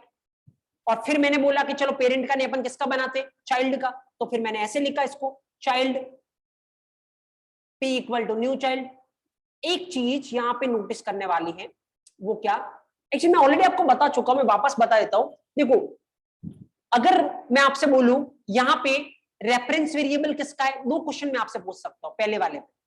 पहले वाली जो लाइन मैंने लिखी है ना, मैं आपसे दो क्वेश्चन पूछ सकता हूं, रेफरेंस वेरिएबल किसका है, और दूसरा मैं आपको पूछ सकता हूं ऑब्जेक्ट किसका है। There are two question. सवाल ये है, दोनों क्वेश्चन का आंसर यहाँ पे सेम ही है, लेकिन मैं आपको बताता हूं, लोग ऐसे बताते हैं कि कोई फर्क नहीं पड़ता, रेफरेंस वेरिएबल भी वही होता है, ऑब्जेक्ट भी वही होता है। फर्क पड़ता है, ऑलरेडी अपन बात कर चुके हैं, रेफरेंस वेरिएबल क्या होता है, ऑब्जेक्ट क्या होता है। प्रैक्टिकली क्या फर्क पड़ता है मैं आपको बताता हूं। अगर मेरे को कोई इसमें पूछे कि भाई रेफरेंस वेरिएबल क्या है, तो मैं आपको बताता हूं रेफरेंस वेरिएबल कौन से टाइप का है। अगर क्वेश्चन ये पूछा जाए, आपको देखना है इक्वल टू के लेफ्ट हैंड साइड में, इक्वल टू के लेफ्ट हैंड साइड में क्या लिखा है, पेरेंट। इसका मतलब आपका रेफरेंस वेरिएबल कौन से टाइप का है, पेरेंट टाइप का। अगर मैं आपको बोलूं इस लाइन में ऑब्जेक्ट कौन से टाइप का है, तो आपको देखना न्यू के पीछे जो लिखा हुआ है, क्या लिखा हुआ है, पेरेंट। तो ऑब्जेक्ट कौन से टाइप का है, पेरेंट। यहां पे अगर मैं आपको बोलूं रेफरेंस वेरिएबल कौन से टाइप का है, कौन से टाइप का है, चाइल्ड। ऑब्जेक्ट कौन से टाइप का है, चाइल्ड। अब आप बोलोगे ये क्यों टाइम पास कर रहे हो, ये दोनों सेम ही है, राइट। ये तो हमेशा सेम ही होने वाले कि अगर रेफरेंस वेरिएबल इधर देखो या इधर देखो, फर्क क्या पड़ता है। फर्क इसलिए नहीं पड़ रहा है कि अभी यहाँ पे और यहाँ पे क्या है, इक्वल है, राइट। बट फर्क पड़ेगा जैसे ही मैं यहाँ पे एक लाइन लिखता हूं, और वो ये है, अब मैं लिखता हूं उसको इस तरीके से, राइट। तो अब अगर आप ये लाइन देखोगे, तो अगर आपने ये समझा है आज तक कि भाई रेफरेंस वेरिएबल और ऑब्जेक्ट तो एक ही चीज का होता है, तो ये थ्योरी यहाँ पे गलत इसलिए बैठेगी क्योंकि अगली लाइन मैंने लिखी कुछ इस तरीके की, पेरेंट पी इक्वल टू, मैं लिख रहा हूं न्यू चाइल्ड।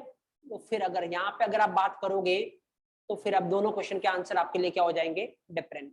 अगर मैं पूछूं इस लाइन पे जो सबसे नीचे मैंने लिखी है कि भाई रेफरेंस वेरिएबल कौन से टाइप का है, तो कौन से टाइप का है, पेरेंट। क्योंकि मैंने बोला कहां पे देखना आपको, लेफ्ट साइड में। अगर मैं आपको बोलूं ऑब्जेक्ट कौन से टाइप का, तो भाई कौन से टाइप का है, चाइल्ड, राइट। तो यहाँ पे दोनों सिनेरियो चेंज हो गए। अभी तक अपन ने जो देखा था, दोनों में रेफरेंस वेरिएबल और ऑब्जेक्ट सेम टाइप का था, बट डिफरेंट हो गया। एक तीसरा कंक्लूजन मैं आपको निकाल के दे रहा हूं, वो ये जो लाइन मैंने यहाँ पे लिख रखी है, इसमें रेफरेंस वेरिएबल कौन से टाइप का है, पेरेंट। ऑब्जेक्ट कौन से टाइप का है, child. Yes, this is possible. Parent type का रेफरेंस वेरिएबल जो है, वो चाइल्ड टाइप के ऑब्जेक्ट को क्या कर सकता है, होल्ड कर सकता है, राइट। That is 100% true. अब सवाल ये आएगा, सर इसकी रिक्वायरमेंट क्या है, ये फालतू टाइम पास क्यों कर रहे हैं कि रेफरेंस वेरिएबल अलग दिख रहे हैं और ऑब्जेक्ट अलग दिख रहे हैं। बहुत बड़ी रिक्वायरमेंट है, और इसकी रिक्वायरमेंट इतनी बड़ी है कि एक्चुअल में जो मैंने यहाँ पे आपको स्टार्टिंग में जो बताया था ना, इसमें सबसे अगर पूरे में अगर कोई सबसे इंपॉर्टेंट क्वेश्चन की बात करूं मैं इस पूरे में, जो भी इतना लिखा हुआ है, सबसे one of the most important question, तो वो है ये, what are the differences between method overloading and method overriding. पूरा ऑब्जेक्ट ओरिएंटेड इंपॉर्टेंट है, मैं बता चुका हूं, लेकिन इसके अंदर अगर एक क्वेश्चन की बात करोगे, तो पहला क्वेश्चन ये होगा, ओवरलोडिंग और ओवरराइडिंग के बीच में क्या डिफरेंस है, राइट। तो वेट करें, क्योंकि तब तक आप रिसर्च करना, एक दो दिन में अपन यहाँ तक पहुंचेंगे, तब तक आप रिसर्च करना कि क्या डिफरेंस होता है ओवरलोडिंग और ओवरराइडिंग में। और उसके बाद जब मैं बताना स्टार्ट करूंगा, आप उसको कंपेयर करना, तो मैं आपको डैम श्योर एक गारंटी दे रहा हूं कि जो मैं बताऊंगा उस तरीके से अगर आप आंसर दोगे, मुझे नहीं लगता किसी को इसके आगे आपसे कोई क्वेश्चन करने की रिक्वायरमेंट होगी, राइट। कि आपको कितना नॉलेज है ये चेक करने के लिए कोई आगे एक भी क्वेश्चन आपसे करेगा। तो चलो बात करेंगे जब अपन इसको डिस्कस करेंगे। ये क्वेश्चन आपका लास्ट क्वेश्चन होगा इंटरव्यू में, अगर आपसे ये पूछा गया, तो जिसके चांसेस बहुत ज्यादा है। इवन इसके साथ एक स्टोरी भी मैं आपको बताऊंगा, बट फिलहाल अभी मैं आपको इसलिए ये बता रहा हूं क्योंकि ओवरलोडिंग और ओवरराइडिंग को अलग करने वाला खाली एक ही चीज है, वो कौन सा, पेरेंट टाइप का रेफरेंस वेरिएबल, चाइल्ड टाइप का ऑब्जेक्ट। अगर ये वाला पॉइंट नहीं होता, तो ओवरलोडिंग और ओवरराइडिंग दोनों सेम ही होती, ये अलग होती नहीं, राइट। अभी जो आपको पूरा दिमाग लगाना पड़ेगा ना कि ओवरलोडिंग में ये होता है, ओवरराइडिंग में ये होता है, वो दिमाग के पीछे डायरेक्टली या इनडायरेक्टली एक ही पर्सन रीजन है, वो ये वाला। अगर ये नहीं होता, तो फिर पूरी ओवरलोडिंग ओवरराइडिंग नाम की कोई चीज नहीं होती। तो फिर इसका मतलब, इसका इम्पैक्ट बहुत बड़ा है। जब आप ओवरलोडिंग ओवरराइडिंग पढ़ोगे, मैं इसके इम्पैक्ट के बारे में बात करूंगा। अभी फिलहाल मैं खाली आपको इतना बोल रहा हूं कि ये पॉसिबल है। तो सवाल दूसरा ये आएगा कि इसका फ्लो कैसे चलता है। चलो फ्लो के रिगार्डिंग बात करते हैं अपन, जस्ट ऑब्जर्व हियर। चलो आप बताना मेरे को इस केस में, अगर मैं ये लिखूं, राइट, एक बार मैं इसको हटा देता हूं, अभी मैं इतना सा लिख रहा हूं। आप मेरे को बताएं, अगर मैं इस प्रोग्राम को कंपाइल करूंगा, तो क्या कोई एरर आने वाली है? अगर एरर आने वाली है तो ठीक है, आप रीजन बता दे मेरे को कि क्यों एरर आने वाली है, और अगर नहीं आने वाली तो आउटपुट क्या आएगा वो आप बता दे मेरे को। प्रोग्राम आपके सामने है, इस लाइन की वजह से एरर नहीं आएगी, इस पे दिमाग मत लगाना, ये मैंने आपको बोला कर सकता है, पेरेंट टाइप का रेफरेंस वेरिएबल चाइल्ड टाइप के ऑब्जेक्ट को होल्ड कर सकता है, there is no error due to this line. इसके अलावा अगर आपको कहीं पे लगता है एरर आ रही है तो बताएं क्या रीजन है, क्यों आएगी एरर, अगर नहीं आ रही एरर तो फिर मेरे को बताएं आउटपुट क्या आएगा इसका।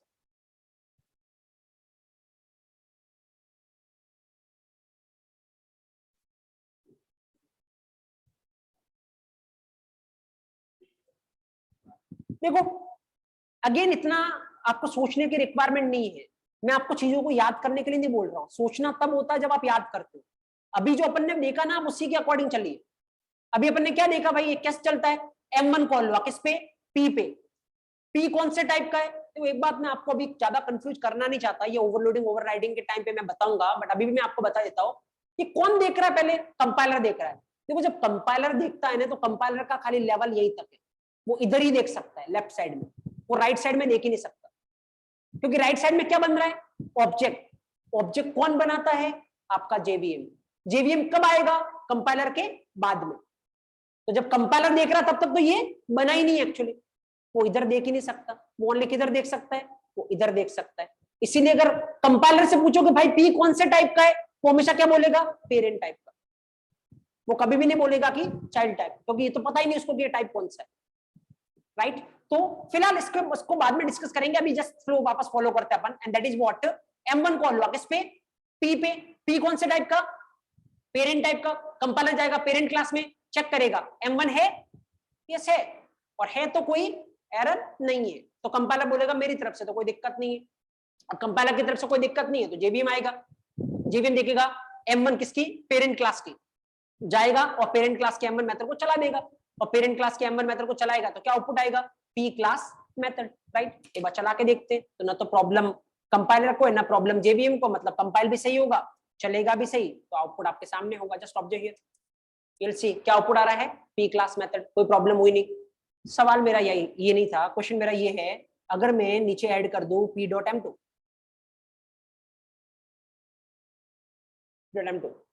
what will happen, 17 लाइन की वजह से तो कोई दिक्कत है नहीं, क्या 18 की वजह से दिक्कत है, क्या कोई एरर आएगी 18 की वजह से, और नहीं तो फिर आउटपुट क्या होगा। चलो fast in the chat section.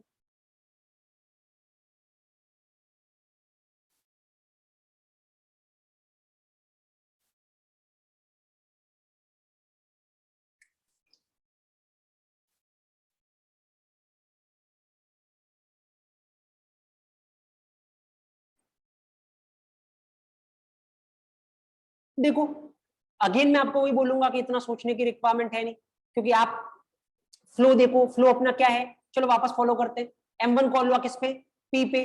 P कौन से टाइप का भाई, पेरेंट टाइप का। कंट्रोल कहां पे जाएगा, पेरेंट क्लास में, चेक करेगा M1 है, बिल्कुल है, कोई दिक्कत नहीं।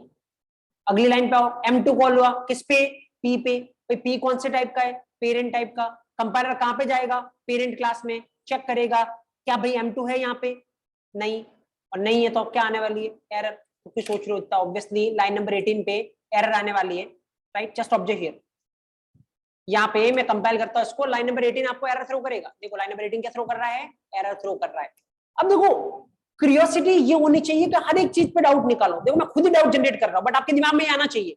चलो अब यहाँ से क्या कंक्लूजन निकलेगा, अगर मेरे को कंक्लूजन निकालना हो, कंक्लूजन ये निकलेगा कि भाई पेरेंट टाइप का रेफरेंस वेरिएबल किसको होल्ड कर सकता है, चाइल्ड टाइप के ऑब्जेक्ट को होल्ड कर सकता है।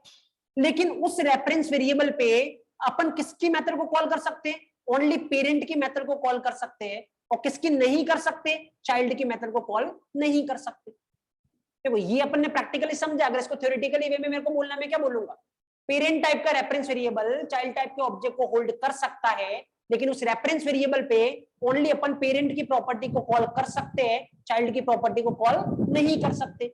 अब जैसे ये पॉइंट निकल के आएगा, दिमाग में एक डाउट आना चाहिए, सर थोड़ी देर पहले आपने ये बताया था कि यहाँ पे रेफरेंस वेरिएबल भी किसका, पेरेंट टाइप का, और ऑब्जेक्ट भी किसका, पेरेंट टाइप का। तब भी यही हो रहा था, ये वाला चल रहा था, और इस वाले में क्या आ रही थी, एरर। मतलब किसकी प्रॉपर्टी को कॉल कर रहा था, पेरेंट की कर रहा था, किसकी नहीं कर रहा था, चाइल्ड की नहीं कर रहा था। अब अगर आप ऐसा कर रहे हो तब भी वही हो रहा है, पेरेंट की कर रहा है, किसकी नहीं कर रहा है, चाइल्ड की नहीं कर रहा है। तो फिर तो पहले वाले में और इस तीसरे वाले में डिफरेंस क्या है, और अगर कोई डिफरेंस नहीं है तो इतना कॉम्प्लेक्स बनाने की रिक्वायरमेंट क्या थी कि पेरेंट टाइप का रेफरेंस वेरिएबल चाइल्ड टाइप के ऑब्जेक्ट को स्टोर कर सकता है। अभी के लिए मैं बोलूंगा, अभी आपके लेवल पे आपको लग रहा है कोई डिफरेंस नहीं है, अभी ऐसा ही रहने दो। एक दो दिन में मैं आपको बताऊंगा क्या रिक्वायरमेंट है और कितनी बड़ी रिक्वायरमेंट है इसकी, राइट। अभी फ्लो आपको सेम लग रहा होगा, लेकिन ये फ्लो चेंज हो जाएगा जैसे कुछ एक और चीज पिक्चर में आएगी, तो वो क्या चीज है वो बाद में डिस्कस करेंगे अपन। तो ये तीसरा कंक्लूजन है अपना यहाँ पे कि पेरेंट टाइप का रेफरेंस वेरिएबल चाइल्ड के ऑब्जेक्ट को होल्ड कर सकता है, उस पे अपन पेरेंट की प्रॉपर्टी को कॉल कर सकते हैं, चाइल्ड की नहीं कर सकते। बट मैं आपको बोल रहा हूं इस तरीके से याद नहीं रखे कि 4 पॉइंट है, मेरे को 4 पॉइंट याद रखने, नहीं। आपको अभी तक जितने भी पॉइंट अपन ने डिस्कस किए, मैंने खाली एक ही चीज बोली है, क्या? आप फ्लो ध्यान रखें। और फ्लो क्या बोलता है? M1 कॉल हुआ किस पे? P पे। P कौन सा है? पेरेंट। जाएगा पेरेंट में है तो सही है, नहीं है तो गलत, सिंपल। अब भले कोई सा भी पॉइंट ऑटोमेटिक निकल के आ जाएगा, आपको खाली यही ध्यान रखना है। चौथा एक और बचता है, वो भी कर लेते हैं, वो ये है। चलो आप मेरे को इसमें बताएं, इस बार देखो रेफरेंस वेरिएबल कौन से टाइप का है? चाइल्ड टाइप का। ऑब्जेक्ट कौन से टाइप का है? पेरेंट टाइप का। चलो बताओ एक बार मेरे को, क्या आउटपुट यहाँ पे आएगा? एरर आएगी, आउटपुट आएगा, क्या आएगा? Fast fast in the chat section. जो ऑनलाइन अटेंड कर रहे हो, ऑफलाइन मेरे को डायरेक्ट बता सकते हैं क्या क्या कुछ आउटपुट आएगा यहाँ पे। ओके देखो कोई दिक्कत नहीं है। फ्लो क्या है चलो अपन चेक करते हैं। देखो अगेन एक ही चीज ध्यान में रखनी है, यहाँ पे M1 कॉल हुआ किस पे? P पे। P कौन से टाइप का? चाइल्ड टाइप का। कंट्रोल जाएगा किसमें? चाइल्ड क्लास में। कंपाइलर, क्या चाइल्ड क्लास में M1 मेथड है? यस, क्योंकि पेरेंट की सारी प्रॉपर्टी किसमें अवेलेबल होती है? चाइल्ड में। तो चाइल्ड में M1 है, यस, तो है, तो कोई दिक्कत नहीं इसमें। नाउ अगले पे आओ, M2 कॉल हुआ किसमें? P पे। P कौन से टाइप का? चाइल्ड टाइप का। कंट्रोल कहां पे आएगा? कंपाइलर कहां पे जाएगा? चाइल्ड क्लास में। चेक करेगा M2 है, यस है, तो कोई दिक्कत नहीं है, तो कंपाइलर तो फाइन है, राइट। अगर आप इसको कंपाइल करोगे तो कंपाइलर को कोई दिक्कत है नहीं, वो बोलेगा कि चलो मेरे को तो कोई दिक्कत नहीं, आप इसको चला सकते हो। तो यहाँ पे देखो ऑब्जर्व करना, मैं जैसे इसको कंपाइल करने की ट्राई करता हूँ ना, एक्चुअल में दिक्कत है, और यहाँ पे एरर आएगी लाइन नंबर 16 पे। देखो कहां पे एरर आ रही है? लाइन नंबर 16 पे, बिकॉज ये फ्लो बाद में काम में आएगा, पहले एक्चुअल में यही लाइन गलत है जो आपने लिख रखी। तो चौथा पॉइंट ये है कि भाई चाइल्ड टाइप का जो रेफरेंस वेरिएबल है वो पेरेंट टाइप के ऑब्जेक्ट को क्या नहीं कर सकता? होल्ड नहीं कर सकता। तो फ्लो की बात तो पिक्चर में आएगी ही नहीं, क्योंकि ये हो ही नहीं सकता। अब इसके पीछे अगेन एक क्वेश्चन मार्क है, भाई ऐसा क्यों नहीं हो सकता? द थिंग इज इसके पीछे बहुत सारे रीजन है, इसका कोई यूज ही नहीं है एक्चुअली। तो मैं आपको जब ये बताऊंगा ना कि इसका क्या यूज है, पेरेंट टाइप का रेफरेंस वेरिएबल चाइल्ड टाइप के ऑब्जेक्ट को होल्ड कर सकता है, इसका क्या यूज है, तो ऑटोमेटिक आपको पता चलेगा इसका कोई यूज नहीं है, दैट्स व्हाई ये सपोर्ट नहीं होता है, राइट। तो अभी के लिए ये 4 कंक्लूजन है। पहला कंक्लूजन क्या है? पेरेंट टाइप का रेफरेंस वेरिएबल, पेरेंट टाइप का ऑब्जेक्ट, कोई दिक्कत नहीं है, उस पर किसकी प्रॉपर्टी कॉल कर सकते हो? पेरेंट की। किसकी नहीं कर सकते? चाइल्ड की नहीं कर सकते, क्योंकि चाइल्ड की प्रॉपर्टी किसमें अवेलेबल नहीं होती? पेरेंट में अवेलेबल नहीं होती। दूसरा कंक्लूजन क्या है? चाइल्ड टाइप का रेफरेंस वेरिएबल, चाइल्ड टाइप का ऑब्जेक्ट, किसकी प्रॉपर्टी कॉल कर सकते हो? दोनों की, पेरेंट की भी कर सकते हैं, चाइल्ड की भी कर सकते हैं। क्यों? क्योंकि बाय डिफॉल्ट पेरेंट की सारी प्रॉपर्टी किसमें अवेलेबल होती है? चाइल्ड में। और थर्ड कंक्लूजन, पेरेंट टाइप का रेफरेंस वेरिएबल चाइल्ड टाइप के ऑब्जेक्ट को होल्ड कर सकता है, बट उसके थ्रू ओनली पेरेंट की प्रॉपर्टी को कॉल कर सकते हैं, चाइल्ड की नहीं कर सकते। चौथा कंक्लूजन क्या है? चाइल्ड टाइप का रेफरेंस वेरिएबल पेरेंट टाइप के ऑब्जेक्ट को क्या नहीं कर सकता? होल्ड नहीं कर सकता। चारों ही केस में आपको खाली फ्लो ध्यान रखना है, पॉइंट ऑटोमेटिक बनते जाएंगे, राइट। अब एक तरीका तो ये होता बताने का कि मैं 4 पॉइंट आपको लिखवाता, आपको बोलता कि भाई इसको याद कर लो 4 पॉइंट को, तो ये आज याद तो आपको रहेगा ऑब्वियसली, इसमें कोई डाउट नहीं, मेरे को आज 1-2 दिन तो याद रहेगा, अच्छा भी फील करोगे हाँ ये 4 चीजें अपन ने पढ़ ली। बट क्या वो तीसरे चौथे दिन बिना रिवीजन के याद रहने वाला है? नहीं। तो क्वेश्चन मेरा सिंपल सा है, अभी आगे की जर्नी अपने को जो निकालनी है, एक चीज बिटा लो कि मेरे को एक भी चीज याद नहीं करनी, और अगर ऐसा हो गया तो आपको कभी रिवीजन नहीं करना, और ऐसा हो गया तो आपके पास टाइम ही टाइम होगा, नहीं तो फिर याद की तो एक तो अभी टाइम वेस्ट कर रहे हो, फिर रिवीजन के टाइम पे वापस टाइम वेस्ट करोगे, और उसके बाद ही बोलोगे, राइट। तो देयर इज नथिंग, कोई सेंस, इसका कोई सेंस ही नहीं। तो पैटर्न बदल लो, हर एक चीज आपको विद फ्लो ध्यान रखना है, चीजें ऑटोमेटिक बनती जाएगी। ये 4 पॉइंट में आपको 4 पॉइंट फॉर्म में याद रखने का नहीं बोल रहा हूं, खाली पिक्चर यहां से देखो और यहां से ऑटोमेटिक पॉइंट बनते जाएंगे, राइट, क्योंकि फ्लो अपना वही है। क्यों नहीं कर सकता ये पेरेंट टाइप का रेफरेंस वेरिएबल कॉल? क्योंकि चाइल्ड की प्रॉपर्टी पेरेंट में नहीं होती, सिंपल, तो ऑटोमेटिक वो यहां से निकल के आ जाएगा, राइट। सो यहां तक किसी को कोई डाउट है लेट मी नो, अदरवाइज फिर पहले अपन थोड़ा लिखते हैं उसके बाद बना के चलते हैं। एवरीबॉडी, किसी को भी कोई डाउट, वेदर आप ऑफलाइन अटेंड कर रहे हो ऑनलाइन अटेंड कर रहे हो, यहां तक किसी को कोई भी डाउट है you can let me no.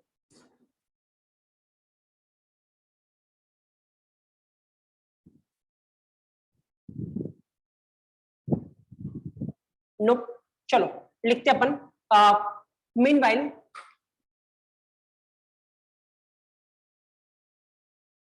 इससे रीडेबिलिटी पे कोई, अभी अपन रीडेबिलिटी की बात नहीं कर रहे, अभी रीडेबिलिटी में थोड़ा सा टाइम लगेगा, जब अपन रीयूजेबिलिटी की बात करेंगे ना तब मैं आपको बताऊंगा रीडेबिलिटी पे क्या फर्क पड़ता है Arbaaz.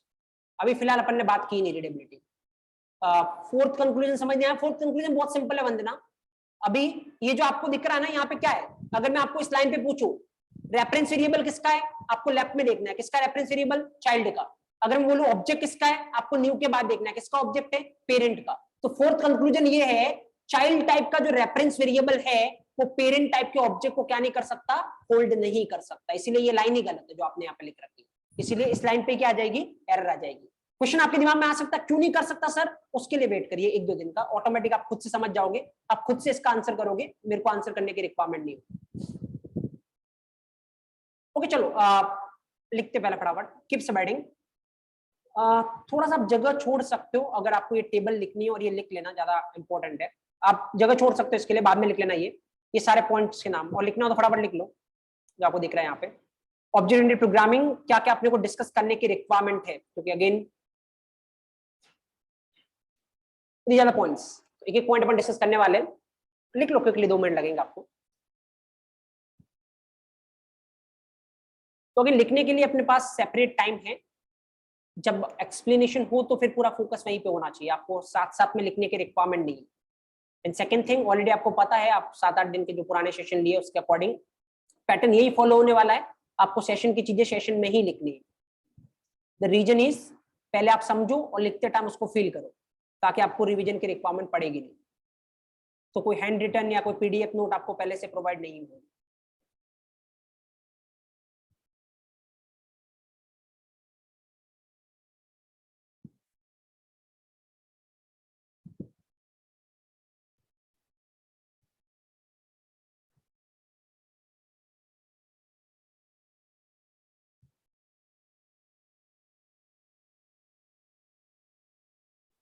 So data hiding, abstraction, encapsulation, tightly encapsulated class, EJ, HJ.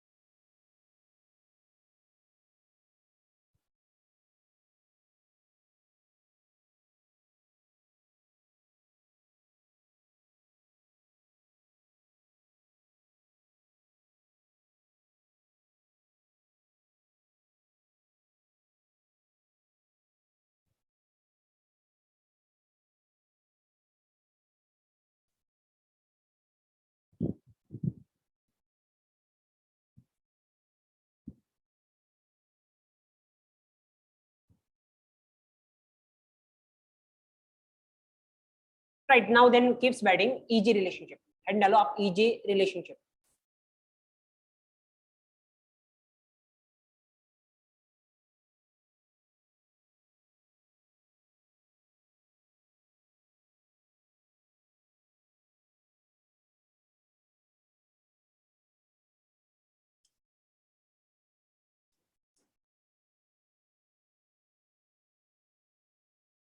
इसके अंदर लिखो, फर्स्ट पॉइंट लिखो, हेड डालो EJ relationship, and then first point लिखो, it is also known as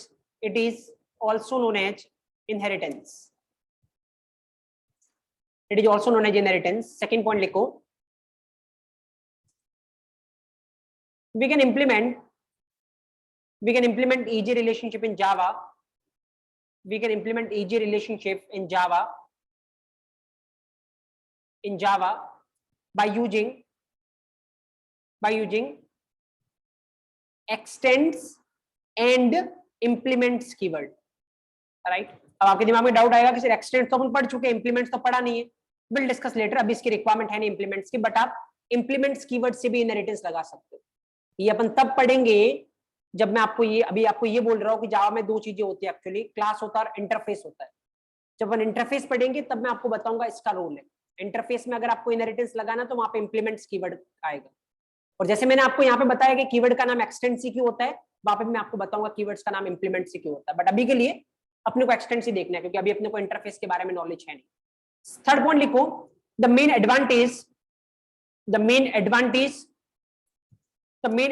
of EJ relationship, the main advantage of EJ relationship is reusability.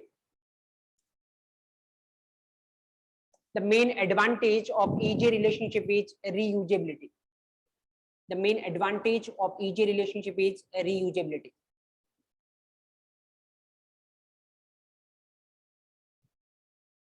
Then एक keep important एक point लिखिए note लगा के, that is the main purpose of inheritance or the main purpose of creating child class, or the main purpose of creating child class is to extend, the main purpose of inheritance or the main purpose of creating child class is to extend the functionality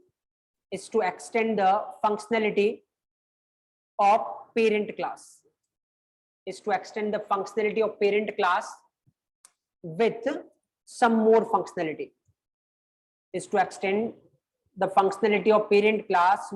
more functionality, The main purpose of inheritance or the main purpose of creating child class is to extend the functionality of parent class with some more functionality.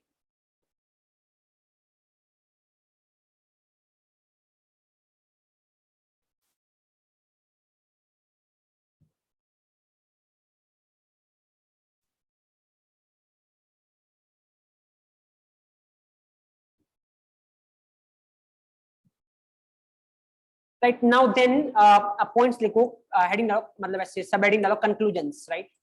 और अपन 4 conclusion अपन यहाँ पे लिखते हैं। Number first,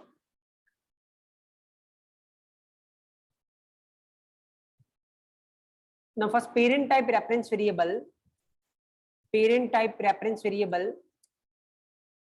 can be used to hold parent type object, but parent type reference variable can be used to hold parent type object, and on that reference variable we can only call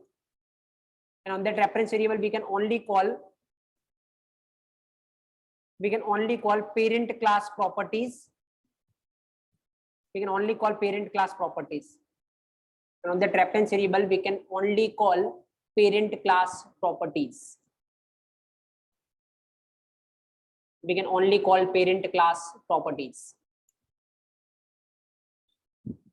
Second point लिखो, child type reference variable can be used to hold child type object, and on that reference variable we can call both parent and child class properties, because by default all the properties of parent class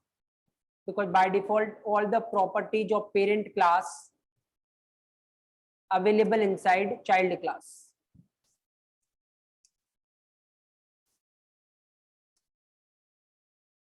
Child type reference variable can be used to hold child type object, and on that reference variable we can call both parent and child class properties, because by default all the properties of parent class available inside child class.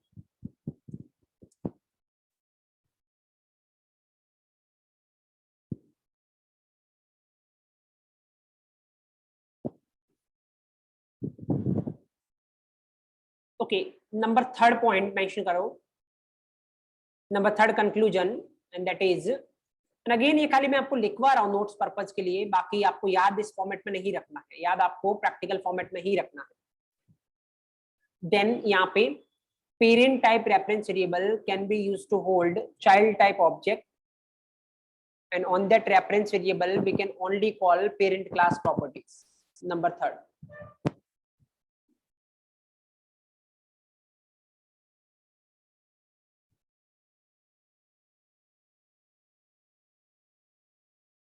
Then number fourth, तो लिख लो पहले यहां तक।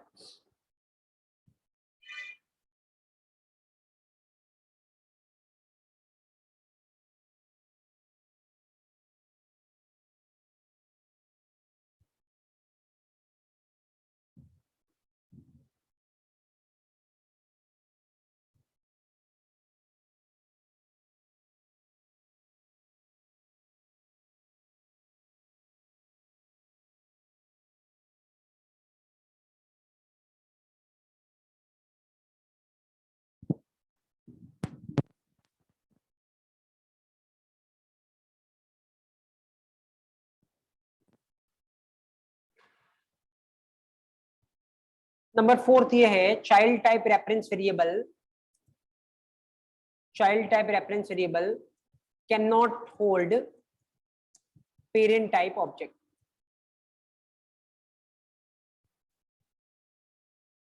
So these are the four conclusions, right? Yeah.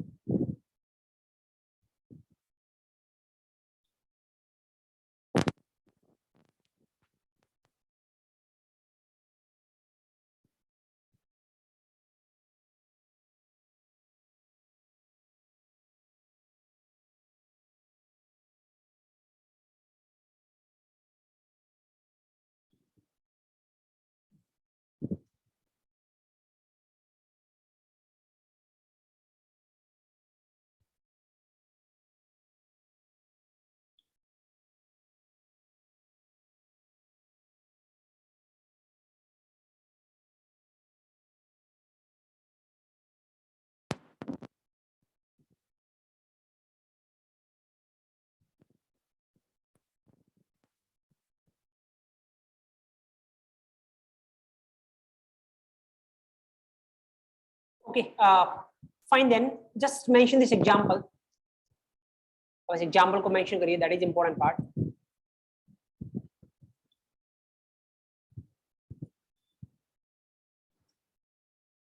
आप इसको यहाँ तक mention करिए, इस मेन मेथड में मैं कुछ लिखूंगा बाद में, पहले आप यहाँ तक लिख लीजिए ताकि अपने को स्क्रॉल करने में दिक्कत नहीं आएगी।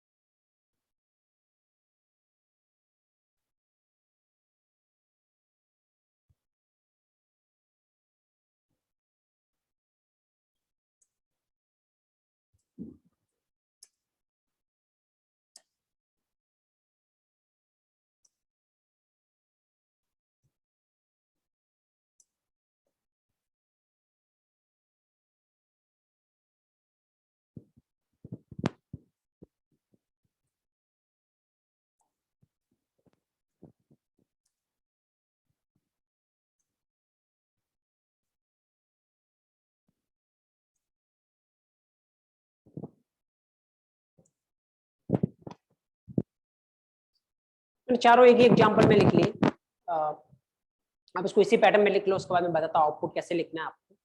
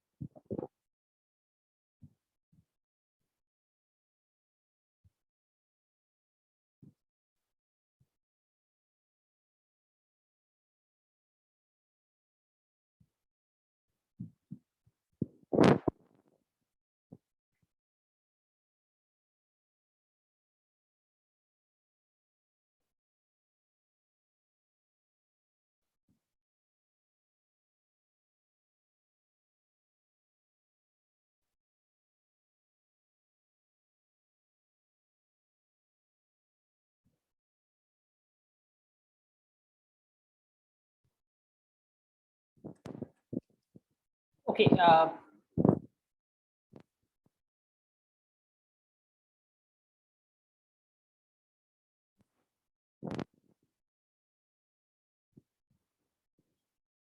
देखो अब आउटपुट कुछ इस तरीके से लिखना है आपको। ऑब्वियसली अगर ये प्रोग्राम चलाऊंगा तो एरर ही आने वाली है, क्योंकि एक भी अगर एरर है तो कंपाइलर क्या देगा, एरर, राइट। लेकिन मैं इस प्रोग्राम को ऐसे एज्यूम करना आपको कि आप अलग अलग चला रहे हो। अगर अलग अलग चलाओगे, मान लो अभी खाली पहले एक यही था, ये लाइन, अगर ओनली यही लाइन होता तो आउटपुट क्या था, इसकी वजह से M1 चल जाएगा, और M1 चल जाएगा मतलब आउटपुट क्या आएगा, पी क्लास मेथड जो भी है, राइट। ओके, यहाँ पे ये ऑब्वियसली ये एक ही लाइन होता तो क्या आता इसकी वजह से, एरर, राइट। तो यहाँ पे ऑब्वियसली एरर आने वाली है, नहीं चलने वाला ये। अब देखो ये एक लाइन होता अगर ओनली तो चलेगा, क्या आउटपुट आएगा इसकी वजह से, पी क्लास मेथड, राइट। इसकी वजह से क्या आउटपुट आएगा, ऑब्वियसली सी क्लास मेथड, क्योंकि चाइल्ड टाइप के रेफरेंस वेरिएबल पे आप दोनों की प्रॉपर्टी कॉल कर सकते हो, वेदर वो पेरेंट हो या वेदर वो चाइल्ड हो। यहाँ पे अगर आप इसको चलाओगे तो कोई दिक्कत नहीं, क्या आएगा, P class method, and then अगर आप नीचे वाली को चलाओगे क्या आने वाला इसकी वजह से, एरर, और इस लाइन की वजह से भी क्या आने वाली है, एरर, राइट। तो दैट इज द सेम। तो ये इंडिविजुअली चलाने का बोल रहा, अपन ने एग्जांपल एक ही लिखा है, लेकिन अगर अभी तो इस पूरे प्रोग्राम को चलाओगे तो क्या आने वाली है, एरर ही आने वाली है, क्योंकि अगर एक भी एरर है तो हमेशा क्या आएगी, एरर। तो यहाँ पे तो एक नहीं, 1 2 और 3 तीन एरर है, तो ऑब्वियसली ये वाले भी नहीं चलने वाले, क्योंकि इनको ऐसे कोड के साथ लिखा जिसमें क्या आ रही है, एरर आ रही है। तो पूरे कोड को एक साथ मैंने जैसे एक एग्जांपल के लिए लिखा है, बाकी इसको अलग अलग चलाओगे तो जैसे मान लो ये लाइन रखी तो ये आउटपुट आएगा, ये रखी तो एरर आएगा, इसको इस तरीके से एज्यूम करना आपको, राइट। तो you can also right on the output. तो देखो यहाँ से सब कुछ क्रिस्टल क्लियर है आपको, वो जो 4 पॉइंट अपन ने लिखे थे ना वो यहाँ से क्रिस्टल क्लियर है एकदम, कि देखो पेरेंट टाइप के रेफरेंस वेरिएबल पे ओनली पेरेंट क्लास की मेथड कॉल हो सकती है, चाइल्ड क्लास की मेथड कॉल करोगे तो क्या आएगी, एरर, पहला पॉइंट। दूसरा देखो चाइल्ड टाइप के रेफरेंस वेरिएबल पे पेरेंट भी कर सकते हो, चाइल्ड की भी कर सकते हो, इसका मतलब बाय डिफॉल्ट पेरेंट की सारी प्रॉपर्टी किस में अवेलेबल रहती है, चाइल्ड में। तीसरा देखो पेरेंट टाइप का रेफरेंस वेरिएबल, चाइल्ड टाइप का ऑब्जेक्ट, पेरेंट टाइप का तो कर सकते हो, चाइल्ड टाइप का क्या नहीं कर सकते, मेथड कॉल नहीं कर सकते, राइट। चौथा चाइल्ड टाइप का रेफरेंस वेरिएबल पेरेंट टाइप के ऑब्जेक्ट को क्या नहीं कर सकता, होल्ड नहीं कर सकता। तो खाली इतने से में सारे वो चारों पॉइंट है, तो उसको पॉइंट फॉर्मेट में याद रखने की रिक्वायरमेंट नहीं है, इसको प्रैक्टिकली आप फील कर सकते हो। सब में क्या है, वही फ्लो, ये कॉल हुआ इस पे, ये इस टाइप का है तो कंपाइलर एरर देगा या नहीं, you know the things, fine. Now आपके पास 2-3 क्वेश्चन के आंसर है। पहला क्वेश्चन, मेन पर्पस क्या होता है इनहेरिटेंस का, मुझे लगता है क्रिस्टल क्लियर है। एक्सटेंड्स कीवर्ड ही क्यों पिक किया उन्होंने, क्योंकि इसका मेन पर्पस ही ये कुछ एक्सटेंड से रिगार्डिंग, राइट। और देन कंक्लूजन में पूरे इनहेरिटेंस में फ्लो किस तरीके से काम करता है, वो फ्लो आपके पास है, राइट। अभी जो अपने को डिस्कस करने की रिक्वायरमेंट है, जब अपन इनहेरिटेंस की बात करते हैं तो टोटल कितने तरीके के इनहेरिटेंस होते हैं, 6। अब 6 इनहेरिटेंस में जावा किसको सपोर्ट करता है, किसको नहीं करता, ये एक इंपॉर्टेंट कंक्लूजन है जो कि अपने को डिस्कस करने की रिक्वायरमेंट है। दूसरा, इनहेरिटेंस जब इसका नाम था तो फिर इसको इजी रिलेशनशिप क्यों बोलते हैं, इसके पीछे क्या रीजन है, ये दूसरा। तीसरा, इसका एडवांटेज रीयूजेबिलिटी कैसे हुआ, क्या मतलब होता है रीयूजेबिलिटी, ये तीसरा क्वेश्चन। और चौथा और पूरे इनहेरिटेंस का सबसे मोस्ट इंपॉर्टेंट क्वेश्चन, जो कि अगर ये मान के चलो कि इनहेरिटेंस से किसी को एक क्वेश्चन पूछना है तो वो आपसे ये वाला क्वेश्चन पूछेगा जो मैं अभी आपको बता रहा हूं, वो ये कि एक, जो मैंने बोला ना 6 तरीके के इनहेरिटेंस होते हैं, इन 6 तरीके में से एक तरीका होगा आपका मल्टीपल इनहेरिटेंस। बट ये इंपॉर्टेंट इसलिए बनता है क्योंकि मल्टीपल इनहेरिटेंस जावा करता क्या नहीं है, सपोर्ट नहीं करता है। तो रीजन पूछा जाएगा आपसे, मल्टीपल इनहेरिटेंस सपोर्ट नहीं करने के पीछे रीजन क्या है। तो अगर एक क्वेश्चन पूरे इनहेरिटेंस से किसी को पूछना हो तो वो ये पूछेगा। एक और मैं बताता हूं, उसके बाद में जितनी भी जावा की क्लास है सब में इनहेरिटेंस का कंसेप्ट लगा हुआ है, और इसी वजह से हर एक जावा क्लास की पेरेंट क्लास होती है, क्लास कौन सी क्लास, ऑब्जेक्ट क्लास। अब क्या रीजन है, इससे क्या मिलता है, ये भी एक इंपॉर्टेंट क्वेश्चन है। ये सारे question let's wait for tomorrow session, और अपन कल के सेशन में इन सारे क्वेश्चन के आंसर आपके पास होंगे, राइट। सो रोकते अपन जावा के सेशन को आज यहाँ पे, कल मिलते अपन और फर्दर डिस्कस करते जितने भी remaining question, right. That's all, thank you guys, thank you.